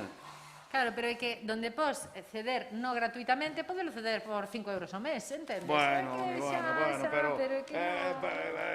Sandra, por favor. Por favor, que me pasa? Eu de lego en ti para que negocies. Eu de ti xa me espero calquer cousa. Bueno. Pois mira, entonces vendemos a oficina que acabamos de encontrar, que nos dan o doble. Verdad? Compramos a oficina á banca e danos o doble. En Milalonga se cerraron dúas entidades e tamén... En Milalonga cerraron dúas entidades e tampouco nadie se rasgou as vestiduras. Para que vexas que mal negocio o alcalde cos bancos, pois collemos a oficina que lle compramos á banca aquí ao lado que estamos ampliando as oficinas, vendémola que ganamos o doble, ganamos o que pagamos por ela, o que vamos a pagar que están pagando pouco a pouco. A ver, claro, xa que tan mal negociador o alcalde, a ver, vamos a ver. Eu creo que non te comprometa nada políticamente. Estou na lendo de novo. Pero non lle pagamos a luz. Que non, veña, para estarnos de coña aquí, ou que? Bueno. Pagarlle a luz. Bueno, vou máis ter todo o que podo negociar. Vou máis ter. Sandra, oíste, Sandra. Que lle daban moitos cartos aos bancos, que non, tío. Pero que non, eso é outro debate. Eso se quer pides un pleno extraordinario e facemos un debate sobre o que lle demos aos bancos. Vamos a ver. Eu vou por votarche a favor a túa, Sandra. Sí, bueno, a verdade é que non dice nada del tema dos cartos da Xunta, o sea, que a crítica está feita. Bueno, vamos a votar a favor, pero... Pero, en fin... Xa está, veña, non parte... Pero para que votes a favor a miña, porque vamos... Antes de que den pensa da moción esta, entonces, vai por unanimidade, de acordo? A moción do PP do temas bancarios, vale? Coa modificación, sí, está a modificación. E conforme non lle pagamos a luz. Sí, está todo... Aquí ya non decía nada de pagar a luz, No, pero dice o nada da Xunta. Eu sei o que digo. Pero pero ponse, recolles, home, sin pagar a luz, claro que sí, home, estou de acordo. Me gusta, ves? Oístes? Pero ahora... Bueno. Lo de no pagar a luz, ¿dónde se lo ponemos? ¿A lo de la Xunta o al Concello? Oístes? No, do Concello, que o da luz decía do Concello. Sandra, ¿Qué? estou convencida que se cerraran a entidade financiera de Vilalonga e viñeran a pedir unha entidade que poña un caixeiro se lle poñemos gratuitamente, seguro que votabas a favor, Seguro, No. Se Villalonga se queda sin No, financiera... faría o de quitar os cartos da banca do Concello. Sí, farías eso, pero dirías, como lle... Seguro que dicías, ponlo aquí gratis, aunque xa tal, pero bueno, é igual. No. Entendémonos. Le ponemos lo de pagar a luz, lo de no pagar a luz. Sí, ponla, non pagamos ninguna. Isto ya se está colocando. Que non repercute económicamente o Concello. Pero que punto. non se vai a dar ese caso, home, pero que sí, que todo de acordo. Que sí, a ver, como queda redactado? No, que o Concello Sanxenxo comprométese en Por ningún favor, caso gratuitamente. Por favor. Sí, señor secretario. En ningún caso gratuitamente y sin que... vamos a ver, el ayuntamiento hay que cambiar. Comprométese a hacer los espacios municipales en ningún caso gratuitamente y sin abonar los suministros. Que o Concello se haga cargo dos suministros. Claro, que non repercuta negativamente económicamente o Concello. No, pero vamos a... Hay que decir... Claro, tiene razón Sandra, sí, claro. Bueno, pero aquí Claro, está. No, porque é suministro, non é implantación. Se non lle pagar nada, se non tes. Los gastos derivados, todo, cualquier tipo de gasto. ni abonar los gastos derivados del funcionamiento o del mantenimiento. Cualquier tipo de gasto. Implantación, funcionamiento y mantenimiento. Ya está. Y suministro, sí, todo eso. Todo. Ni Todo un eso, peso. Todo eso. Gastos de suministro, Claro. No. mantenimiento y funcionamiento. No.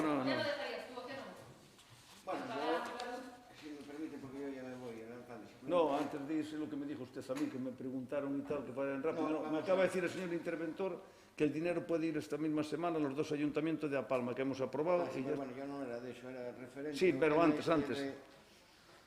Claro, depende dos bens que se cederan a banca, porque, se non que me corrixa o señor secretario, se aplicamos a Lei de Patrimonio do Estado, a Lei de Patrimonio das Administracións Públicas, non? Aprobada por texto refundido é o Real Decreto polo que se aproba o Regulamento de Bens das Entidades Locales no 1986. Se se tratase de bens patrimoniais, as cesións non poden ser gratuitas cando son o requisito susceptivo para que a cesión sexa gratuita que se trate dunha institución sin ánimo de lucro. Aí está.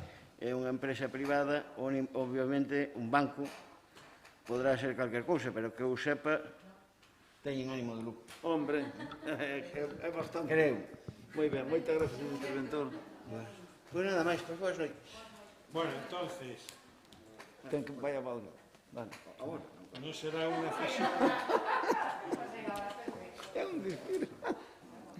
A ver, sí, quedou, a ver, entonces con esas matizacións e correccións queda aprobada por unanimidade, de acordo? Moi ben, pasamos entonces ao Lobo. Perdón, pasamos á moción do Lobo. Pasamos á moción do Grupo Municipal do Partido Popular sobre o novo. Señora Deza, cando queira. Sí, pero dela aí al teclado. Dela al teclado. Ahí está. Bueno, pues la urgencia de esta moción viene derivada por la reciente orden ministerial por la que se declara el lobo incluido en la lista de especies de especial protección, que fue publicada el 21 de septiembre en el BOE, y por eso viene la urgencia de la moción presentada aquí. Moi ben. Vai por unanimidade, entón, urxencias, veña, por unanimidade. A ver, explica. Moción do Grupo Municipal Popular contra a orde ministerial de inclusión do lobo no listado de especies en réximen de protección especial. O día 21 de setembro saía publicada no BOE a orde ministerial pola que o lobo pasa a estar incluído no listado de especies en réxime de protección especial, o listado LESPO. Esta inclusión ven a supoñer na práctica que a partir de agora o lobo deixe de ter a consideración de especie cinexética, polo que o seu control queda prohibido. A consecuencia non é outra que cando se produzan danos, aínda que estean constatados, non se poderá autorizar ningún tipo de batida, espera ou acción de control similar. Por outra banda, esta inclusión determina que o Plan de Xestión do Lobo de Galicia deixa de estar en vigor, así como as axudas de prevención e danos que estaban contemplados no mesmo. En todo caso, en tal como sinala e establece a orde ministerial, Para que os gandeiros poidan ter dereito a algún tipo de axudas, deberán contar cun plan de prevención axustado ás medidas establecidas polo propio Ministerio de Transición Ecolóxica. Medidas incluídas nun catálogo tanto para o bovino como para o caprino e o ovino, que fan na práctica inviable a meirande maioría das explotacións galegas. Polo exposto, o Partido Popular no Concello de Sanxenxo presenta a seguinte proposta de acordos. O Pleno do Concello de Sanxenxo insta a Xunta de Galicia a interpoñer os recursos correspondentes ante os tribunais aos efectos de que se anule a orde ministerial pola que se inclúe o lobo no listado LESPRE. O Pleno do Concello de Sanxenxo insta ao Ministerio para a Transición Ecolóxica a que habilite axudas para subvencionar aos gandeiros e a adopción de medidas de prevención establecidas no catálogo aprobado por este Ministerio. E o Pleno do Concello de Sanxenxo insta ao Ministerio de Agricultura para que habilite axudas para paliar os danos que causen os lobos. Moi ben. Moitas gracias, señora Deza. Señora Rodríguez.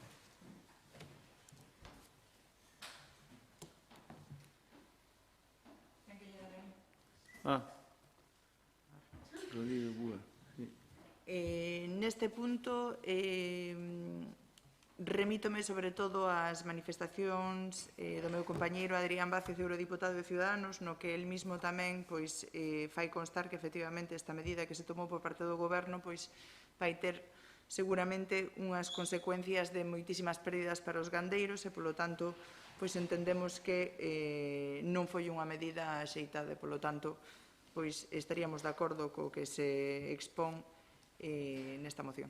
Moitas gracias, señora Rodríguez. Señor Torres.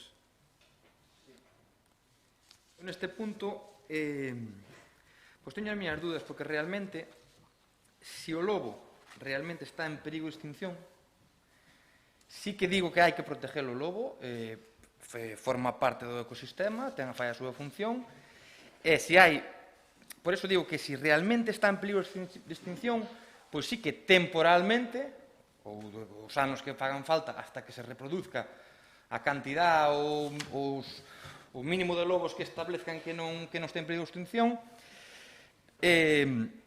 sí que estaría de acordo, pero se realmente o lobo está en perigo de extinción, pois non podo votar a favor, abstendríame en este caso. Que pasa? Que sí que estou de acordo e que sí que sei que hai moitos gandeiros que teñen moitas pérdidas por culpa do lobo, en Montes Grandes, en Galicia pasa, pero claro, non sei fijo se é verdad, eles dicen aquí que se está en peligro de extinción, habrá que facerlle caso, farían uns estudios e contabilizarían. Non sei, teño dúdas. Se realmente está en peligro de extinción, sí que non votaría a favor. Sí que estou de acordo co resto dos puntos, que sí que hai que financiar eses gandeiros que por lobos da naturaleza, de alguén son, do Estado, ou que se faga cargo, que pague eso, pero non sei se realmente está en perigo de extinción. Seguro que a compañeira portavoz, señora Deza, lle vai a usted a dar as explicacións oportunas e vai usted votar a favor, non se preocupe. Señora Fernández. Pois eu agardo convencelo, e non a señora Deza. É totalmente compatible a protección do lobo e as medidas de prevención e compensación ao sector gandeiro. O BNG defendemos a necesidade de protexer o lobo, dando cumprimento, ademais, a un mandato legal internacional e compatibilizar esta protección coa dos sectores económicos que desenvolvan a súa actividade no medio rural, especialmente o da gandería a través do desplegamento dun conxunto de amplo de medidas e recursos destinados á prevención e á compensación dos danos que ocasiona esta especie.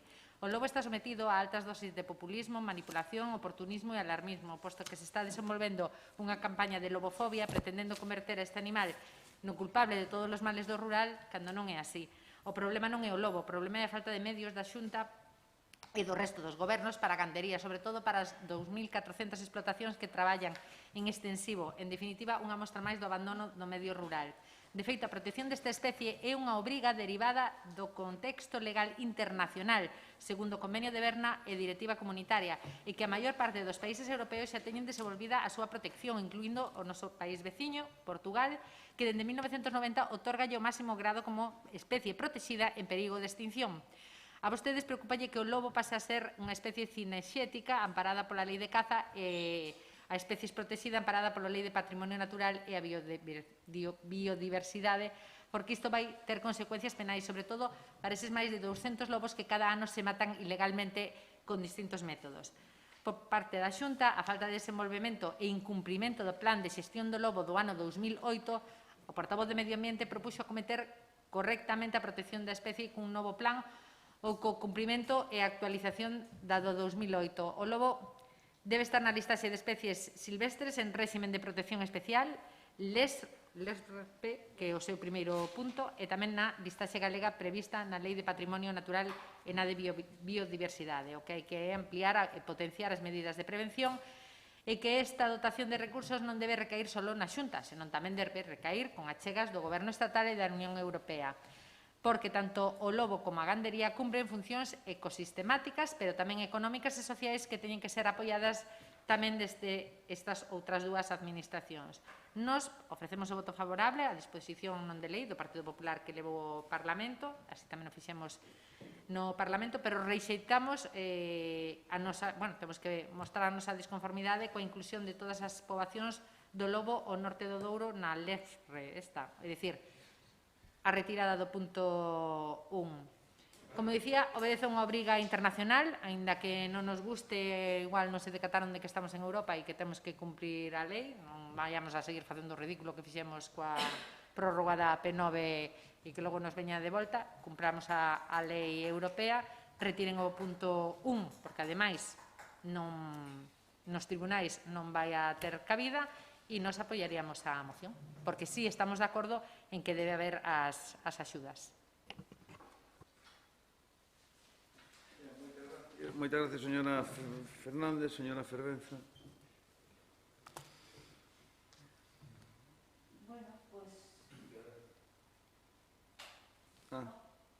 A ver, está. Ahora. A la pregunta que hacía Iago, vamos a ver.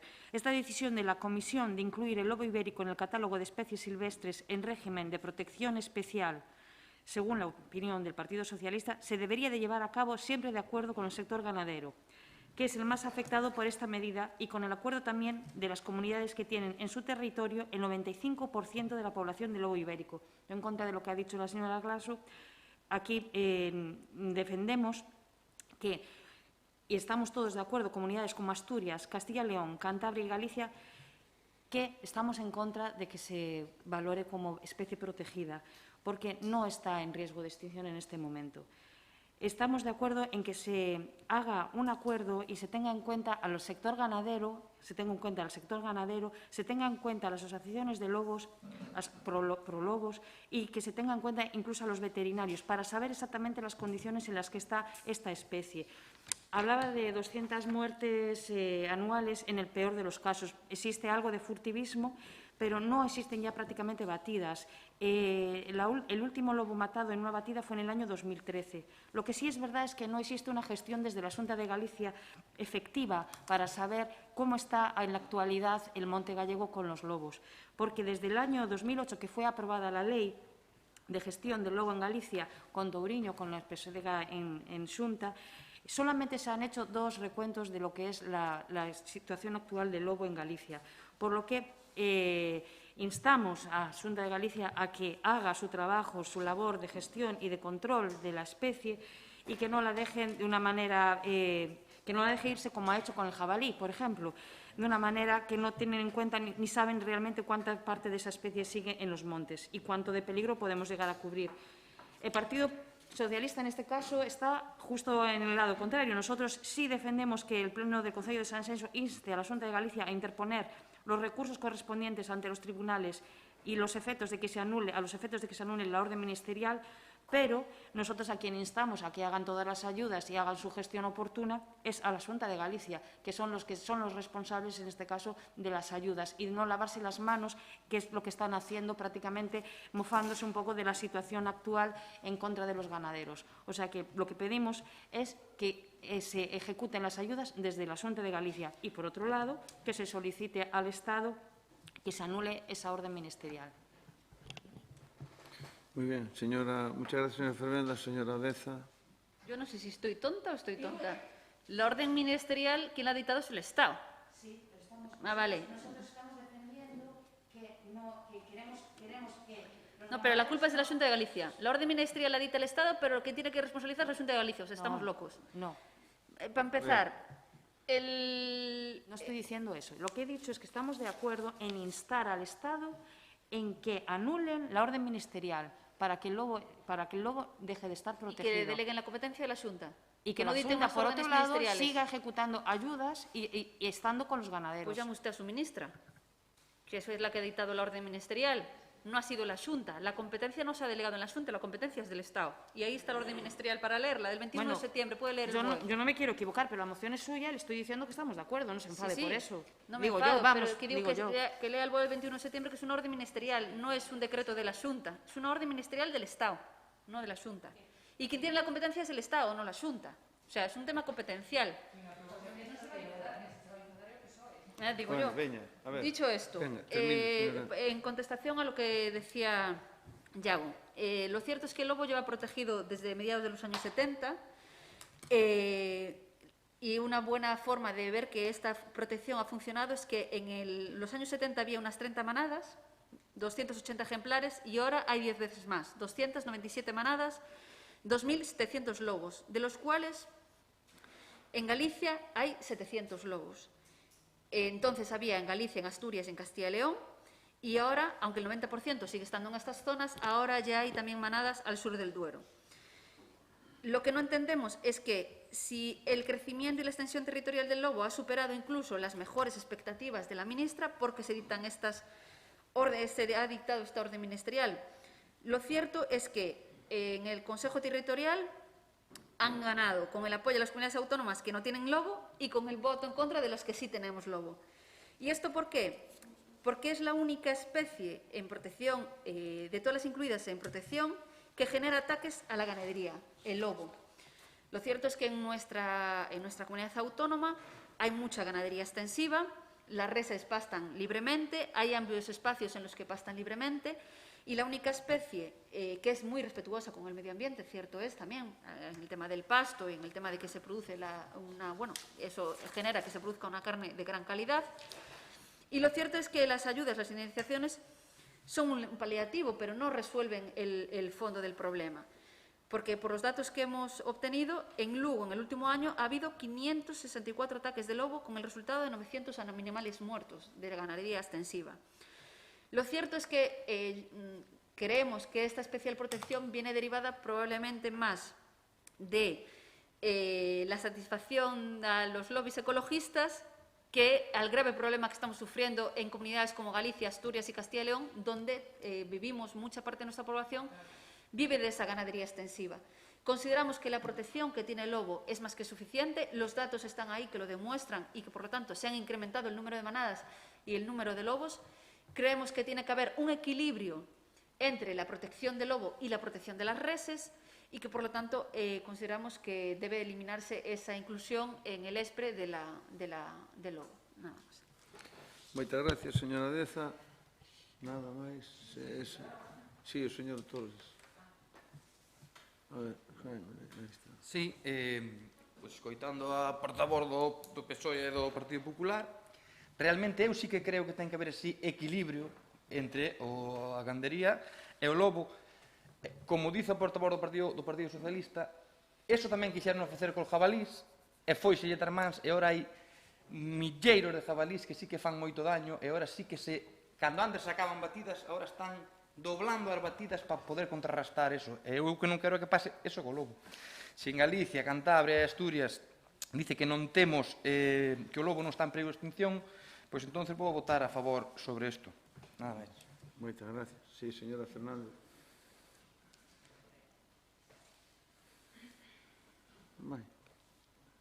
Sí, a ver, para centrar un pouco o tema. Cando di vostede que non está de acordo comigo, que non está de acordo co que digo eu, vostede debería saber que eu neste punto estaba de acordo co PSOE. E que eu creo que non entendeu ou a moción ou non... A orde, precisamente, para que o lobo pase a estar incluído no listado de espécimes en réximen de protección oficial do 21 de setembro é do Partido Socialista Obrero Español. Entonces, entendo que o 21 de setembro vostedes estaban de acordo en incluir o lobo nese réximen, pero hoxe, 27 de setembro, no e piden agora a moción do PP que pide que no. A mí me lo explique. Home, e ademais é Rivera que do PSOE, digo eu, porque o mellor é de Podemos e o mellor non están de acordo porque, pero entonces, pero agora, o sea, do 21 de setembro se hai publicado novo a orde ministerial e 6 días máis tarde xa non están de acordo coa orde ministerial que vostedes mesmos publicaron no BOE. Bueno, entonces eu xa, que quere que lle diga? Eu aí xa non podo facer nada. Nós estamos, o que dicía, o cumprimento, ademais, dun mandato legal internacional, non nos vamos a meter neso. Se eliminan o punto 1, votamos a favor, se non, temos que votar en contra polo punto 1. Estamos totalmente de acordo co punto 2 e co punto 3. Creemos que é totalmente compatible a protección do lobo e as medidas de prevención e compensación ao sector gandeiro, pero que quede claro que ese punto 1 dese listado LESPRE que se fala, ainda que eu teño cambiadas dúas letras, que ese listado LESPRE do que se fala é por unha orde ministerial do Partido Socialista, do 21 de setembro, nada máis.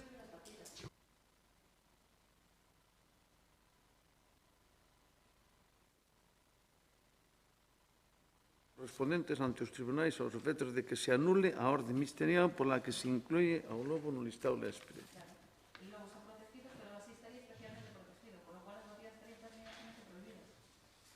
Sí, eso non pode ser. Se elimina el punto número 1, lo único que no tiene sentido. Es única y exclusivamente instar para que se habiliten ayudas. Claro. Non pode ser porque hai que facer que non podemos.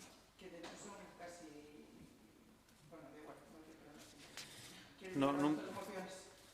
Xa, que son contrarios incluso los puntos, porque si se mantienen, si lo quitan del listado ya no haría falta las ayudas, porque ya tienen acceso a esas ayudas al no estar... Claro, por eso que queda sin sentido. Non podemos. A ver. Bueno. Para cerrar o debate, vale, señora Deza, veña, para cerrar o debate, entón... falta, sí, perdón, señora Fervenza, perdone. No, como estaban ustedes aí intercalando aí, pues... Veña. Listo, bien. Vamos a ver, voy a leer textualmente. Os socialistas de Galicia respaldamos a presentación dun recurso contra a orden de protección desta especie por parte das comunidades da cornisa cantábrica, porque hasta los más listos nos podemos equivocar. Y puede ser que no hayan tenido en cuenta toda la situación actual de la cornisa cantábrica. Y el Partido Socialista de Galicia está con los ganaderos. No quiere que exista un conflicto con los ganaderos y con la extensiva. Entonces, entiendo que evidentemente nosotros estamos de acuerdo en que esto se cambie porque está en perjuicio de los ganaderos, de la ganadería extensiva. Entonces, nosotros estamos de acuerdo con el primer punto y en desacuerdo con el resto, porque las ayudas queremos que las implemente desde Xunta de Galicia, que es lo que se debería de estar haciendo ya. Nada más, ya no me enrollo más.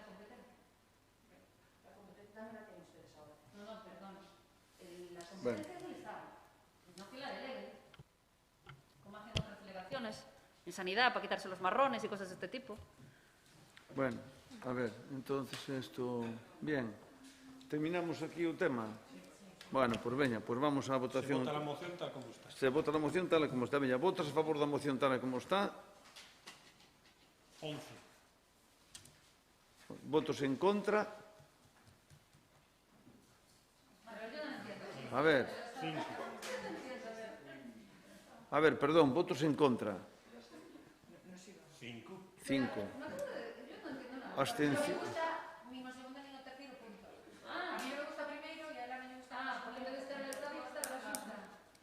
Vale, veña. Entonces queda aprobada. Pasamos á seguinte moción, a número 5, que é do BNG, sobre os abusos bancarios tamén. Veña. Señora Fernández. Leo a rápido e tal. Sí. No, primeiro justifica a ausencia rápida. A ausencia é o tema bancario, tampouco non leo a rápido e despois xa non explico nada máis. Pero espera que hai que votar entón a ausencia. Vale. Por unanimidade. Veña, a ausencia por unanimidade polo tema bancario igual que antes, que é urxente. Exposición de motivos. Nos últimos anos vimos como se agravaba o proceso de concentración e centralización bancaria, con graves consecuencias para Galiza. A crise financiera, que estoura no ano 2008, no lugar de supoñer un cambio para reforzar a transparencia, a intervención e o control público para evitar novas burbullas financeiras, supón todo o contrario.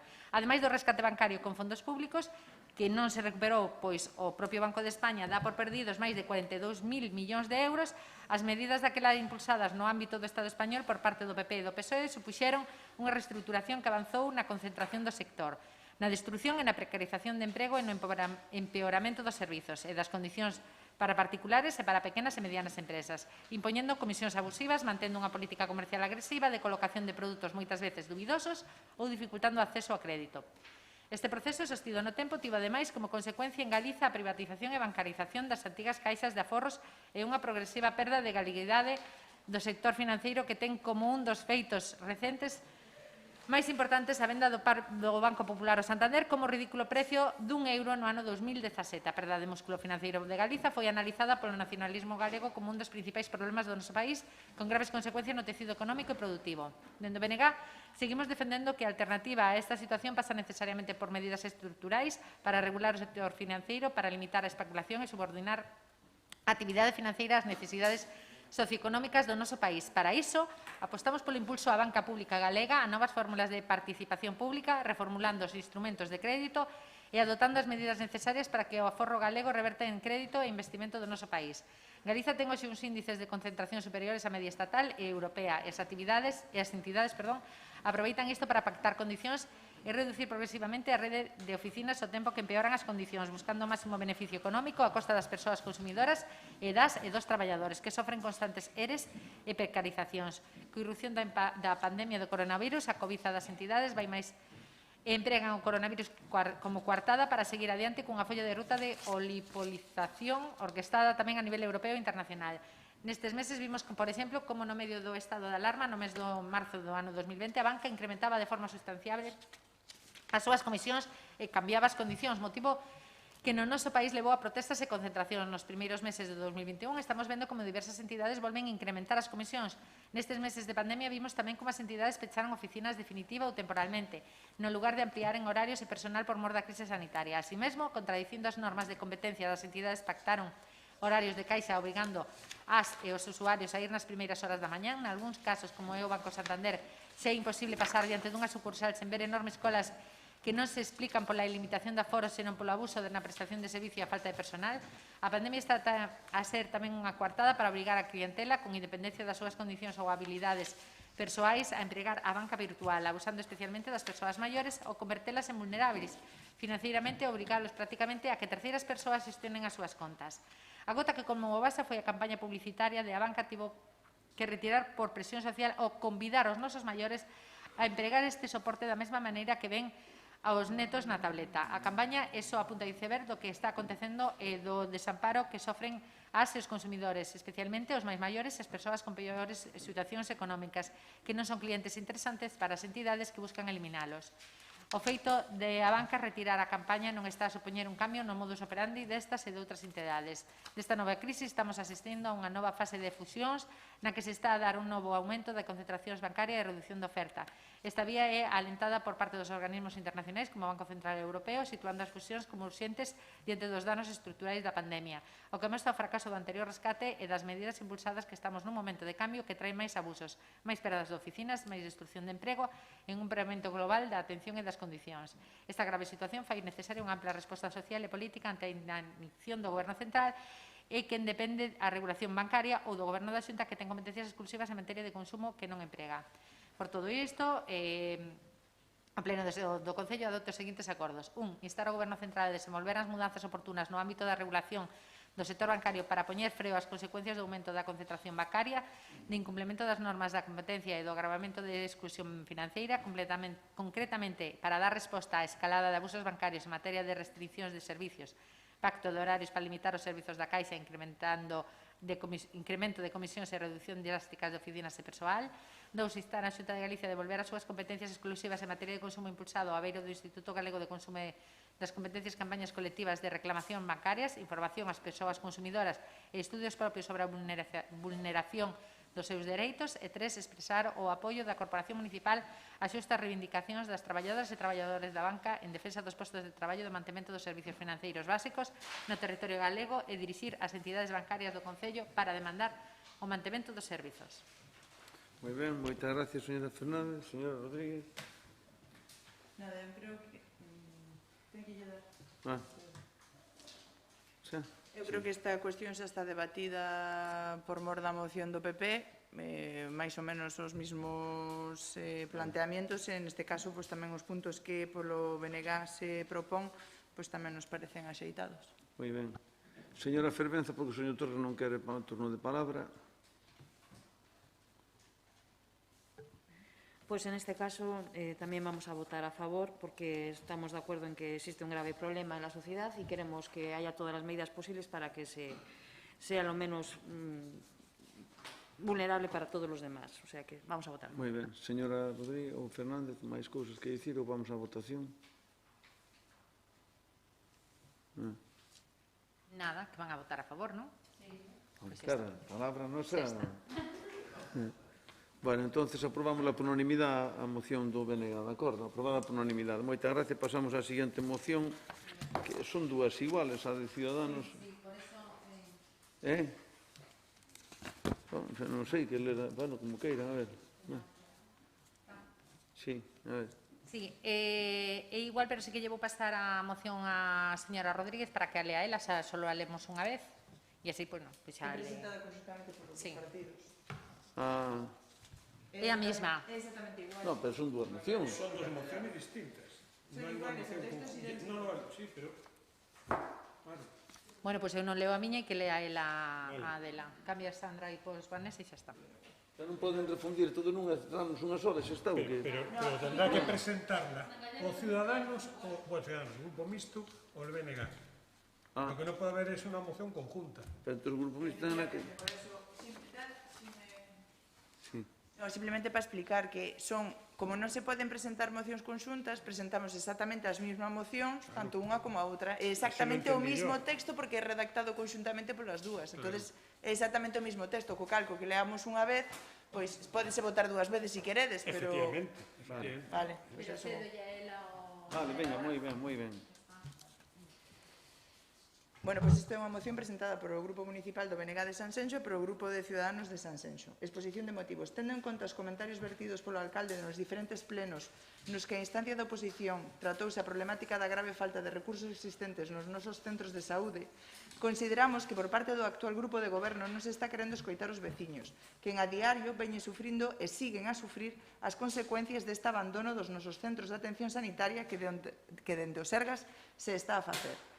Por elo, como oposición, vémonos na obriga de propoñer algún tipo de medida que permita que as máis que xustificadas queixas dos nosos veciños sexan escoitadas polos actuais gobernantes municipais. Neste sentido, no pleno extraordinario do pasado 14 de setembro, por parte do alcalde mencionouse a realización dunha enquisa na que por parte dos participantes se facía unha correcta valoración do funcionamento do noso sistema de saúde público. Por todo iso, creemos oportuno que no marco do noso Concello se procede a realizar unha enquisa desas mesmas características na que por parte da nosa veciñanza se valore o actual funcionamento dos nosos centros de saúde e do noso sistema de saúde pública. A realización de dita enquisa non ten outra finalidade máis que comprobar cal é a opinión real que os nosos veciños teñen do funcionamento dos servicios de saúde pública que están á súa disposición e así poder aclarar se realmente existe un problema de fondo no que o Goberno municipal ten a obriga de tomar cartas na defensa dos veciños e deixar de protexer o seu partido intentando xustificar a pésima xestión dos Sergas, ou si, como di o alcalde, todo funciona de maravilla, a xente está encantada e somos os da oposición os que estamos intentando alarmar a xente sen razón. O importante creemos que é escoitar os veciños, que para eso fomos elexidos como seus representantes, e iso é o único que se pretende con esta moción. Por todos estes motivos, o Pleno do Concello adoptaría o seguinte acordo. O Pleno de Sanxenxo acorda realizar unha enquisa a nivel municipal coa finalidade de coñecer a valoración dos veciños do noso Concello sobre o funcionamento dos recursos do sistema de saúde público á súa disposición. Ese sería o texto. Habría que votar a urxencia e despois... Sí, a urxencia votámonos como todos, que entonces a urxencia vai por unanimidade, non hai problema. Vale. A ver, eu non sei se Sandra quere dicir algo, digo eu, despois se queres añadir algo. Simplemente, o que queríamos con esta moción é no anterior pleno do 14 de setembro por parte do Concello, por parte do alcalde, pois se baseou nunha enquisa que ao parecer existe no que se fai unha valoración axeitada pois, do funcionamento da saúde pública en Sanxenxo. Nos creemos que para que realmente ese argumento teña validez, creemos que neste caso habría que facer unha enquisa a nivel municipal en Sanxenxo e así poder dilucidar se realmente hai un problema generalizado ou, como di vostede, somos nós que estamos alarmando a xente sin razón. Creo que o máis importante é escoitar a xente, polo tanto, creo que esta é unha medida que o que se pretende simplemente é eso, ter realmente un baremo no que podamos basearnos para tomar medidas que creemos que son necesarias, pero, por lo menos, escoitar a xente é o único que se está pedindo, escoitala para despois poder actuar en consecuencia. Por lo tanto, creemos que hoxe se han dado moitísimas mostras de solidaridade co pobo, cos lobos, cos caixeiros financieros, coa banca, coa xente da Palma, e creo que temos que mostrar esa mesma solidaridade cos nosos veciños, porque xa non é unha mostra de solidaridade, é que é o noso deber ter que escoitalos. Por lo tanto, entendemos que isto é unha medida que se ten que tomar sí ou sí, porque a única finalidade é escoitar os veciños, que creo que é o que temos que facer. Por lo tanto, creo que, por a vosa parte, negaros a isto sería unha clara mostra de que non vos importa o que pensen os veciños, porque se efectivamente pensan no senso que vos decides, pois quedaría dito e non habría tampouco resposta pola nosa parte. Simplemente eso queremos, que se escoiten os veciños. Moitas gracias. Entón, señor Torres. Eu non estaría en desacordo con isto, nin estou. O único que voto de menos é que non este o Partido Socialista tamén nesta moción, como no pleno foron os tres partidos unidos sobre este punto. Ao non estar o Partido Socialista, penso que é unha cousa partidista, como querendo levar os galóns da defensa da sanidade, se só son dous partidos, sendo que firmaron os 6 concejales o anterior pleno. Por iso vou máis ter a esta moción. Moi ben, moitas gracias. Entonces, ahora soña fervenza, non? Porque como... Non? Ou que era, señora? Sí, home, pero... Como lle cedeu aí a veña, pida aí, delle. Un criterio propio, señor Martín. Por suposto. Nadie pon en duda, menos eu. Sí, me gusta. Pois nada, o tema desta moción, o tema da enquisa, é porque vostede sacou, no último pleno, como decía, ese escrito do Ministerio, que creo recordar que xa tiña tempo escrito, de feito, cando foi publicado xa foi antes da pandemia e as preguntas foron bastante anterior á pandemia, polo tanto non estábamos falando do mesmo momento sanitariamente falando, creo que non tiña nada que ver do que vostede esgrimeu naquel pleno e logo lo que verteu no seu Facebook, no que lle escriben. Desde logo era bastante máis sincero o Telmo Martín de media... Eu son igual que Obama. Sí, sí. Obama tamén lle escribía no Facebook. Pero un pouco máis blanco. A mediados de xullo, cando lle puxeron un micrófono diante, creo que aí sí que tuvo un minimatismo de... bueno, pois, por lo menos de credibilidade ou de sinceridade, cando vostede recoñecía abertamente que había un problema na sanidade e que había un problema en Baltar. Nese mesmo momento, a mediados de xullo, vostede recoñecía que alguén non fixera ben o seu traballo porque non estaban cubrindo nin baixas nin vacacións. Nese momento vostede, non sei, debiron de pillar desprevenido ou algo así, que sí que aí foi, bueno, recoñeceu que había un problema. Desde logo o problema era moito maior, pero sí que recoñeceu que había un problema. Para logo, incluso, no seu propio Facebook, como lle digo que lle escriben, conforme a oposición é un alarmista, a oposición está inventando que na sanidade pasa algo. Non, mire, nós, ao final, ao cabo, somos uns transmisores tamén do que nos dicen os veciños e veciñas. E eu dudo moitísimo, pero moitísimo, que a calquer concelleiro do PP, incluso a vostede mesmo, que non lle deran traslado en todos estes meses de problemas coa sanidade en Baltar ou en Montecelo. E que máis, a min incluso me parece insultante os escritos seus dicindo que todo isto é unha invención dos sindicatos e unha invención da oposición. Non, mire, que ademais isto é tan fácil como eso, preguntarlle a xente, está vostede contento? Tuvo vostede algún problema en Baltar? Cando nós, e cando digo nós, por lo menos o BNG, cando nós lle dicimos a xente que poña reclamacións, non só as reclamacións de que se lle dan unha cita e logo dentro dunha semana, non, as reclamacións son reclamacións, tanto polo mal funcionamento por organización, un mal funcionamento organizativo, como un mal funcionamento de mala praxis. A xente debe protestar e a xente debe deixar constancia do que lle pasa no centro de saúde. E non sei, ou só a xente que está ao redor meu ou que me coñece ou que eu coñezo lle pasan temas delicados na sanidade que son cuestionables e algúns incluso denunciables ou non entendo. Canta xente lle pasaron cousas en Baltar? Cantos médicos había en Baltar este verán? Cantos médicos estaban de vacacións ou de baixa e non se cubriron as plazas? E enfermeiras, e PSX? Cantos médicos están marchando de aquí porque aquí non se lle están dando contratos? Cantos contratos precarios hai na sanidade galega? Eso é unha realidade. É que non pode dicir vostede públicamente, non, esos son os sindicatos e a oposición de Sanxenxo, que, bueno, non tengo outra cousa que facer e estános engañando. Non, señor, nos non estamos engañando os veciños, nos estamos dando traslado a unhas queixas veciñais.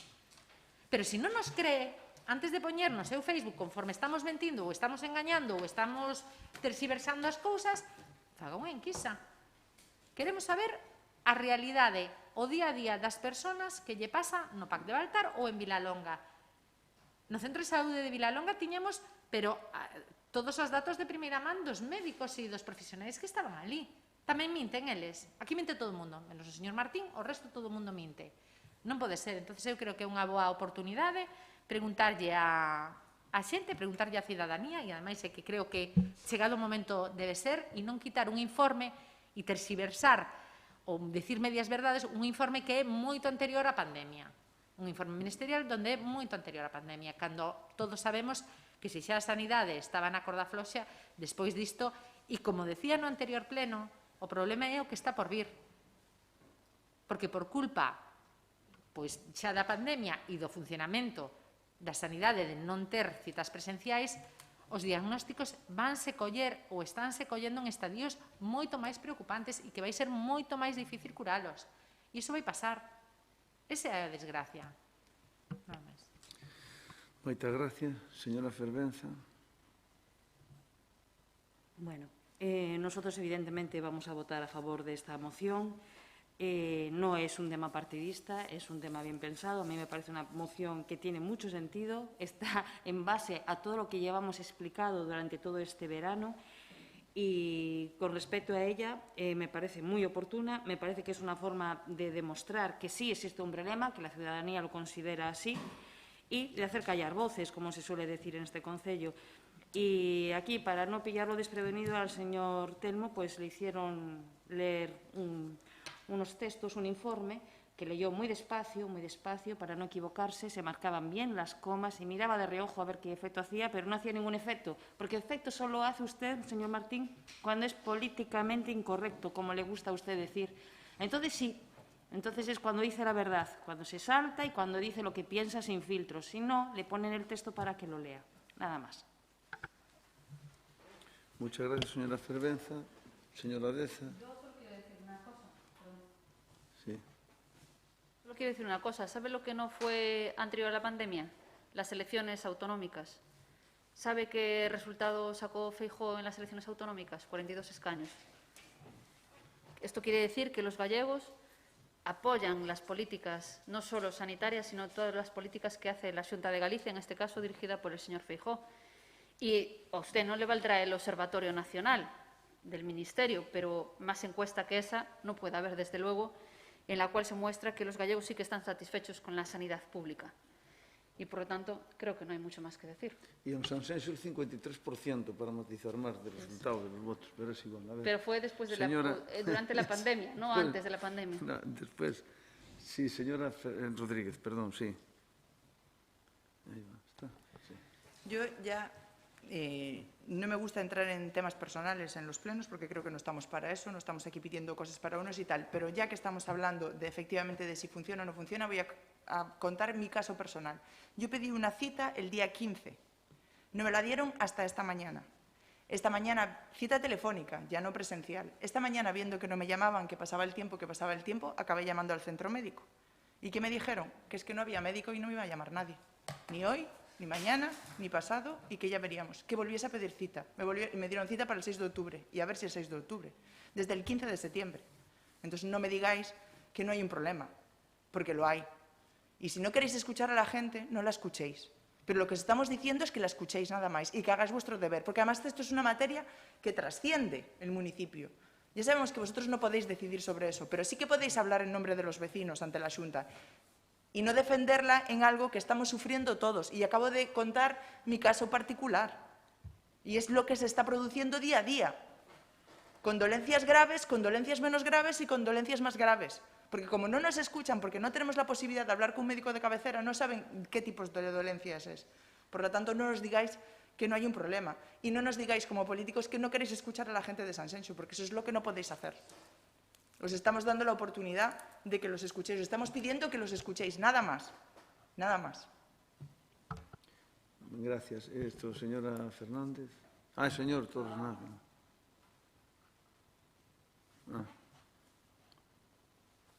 Non é unha cuestión de facerlle ou non facerlle caso ao observatorio, sino que observei conforme ese informe era anterior á pandemia, bastante anterior á pandemia, publicado, o sea, recollido bastante anterior. Entonces, xa nos poñemos que hai 3 anos.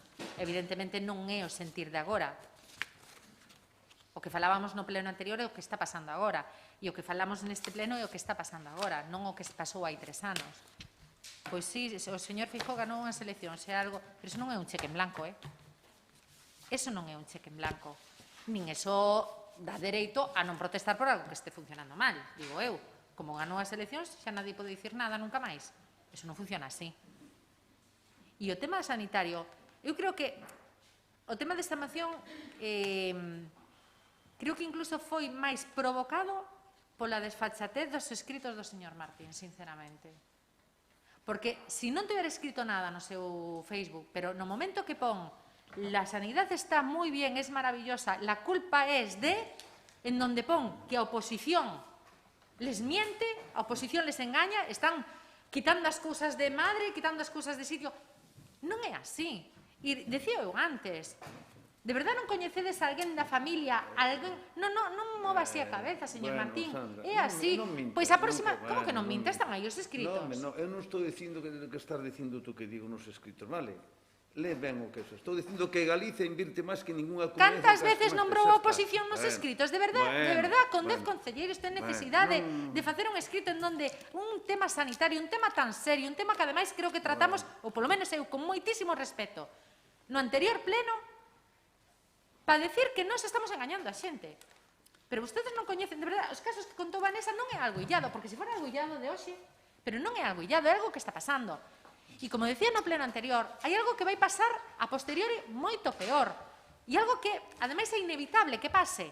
Porque durante todo este tempo que non houve consultas presenciais, é inevitable... Acabo xa. É totalmente inevitable que os diagnósticos sexan peores e que os estadios de certos non houve prevención, non houve... Vanse a topar con moitísimas máis cousas, moitísimas máis preocupantes. E paro para poder votar. Veña, xa está. Señora Fervenza, nada. No, solo es una frase. Ya son las 12, ya no me escucho. Solo decir que, así como estaba contando la señora Rodríguez su caso, le estaba... Señora Fervenza, no se puede votar. Vale. Vamos a las 12. ¿Pero votamos o no votamos? No. Señor secretario, yo no quiero votar. Yo lo estoy diciendo... Efectivamente, no, el próximo, esta queda sin votar. La próxima, si la presentáis, tendrá que volver a debatirse y votarse, claro. Porque es así. Bueno, todo avisando, joder, todo avisando. Y las que quedan, las tendréis que volver a presentar. Se levanta la sesión.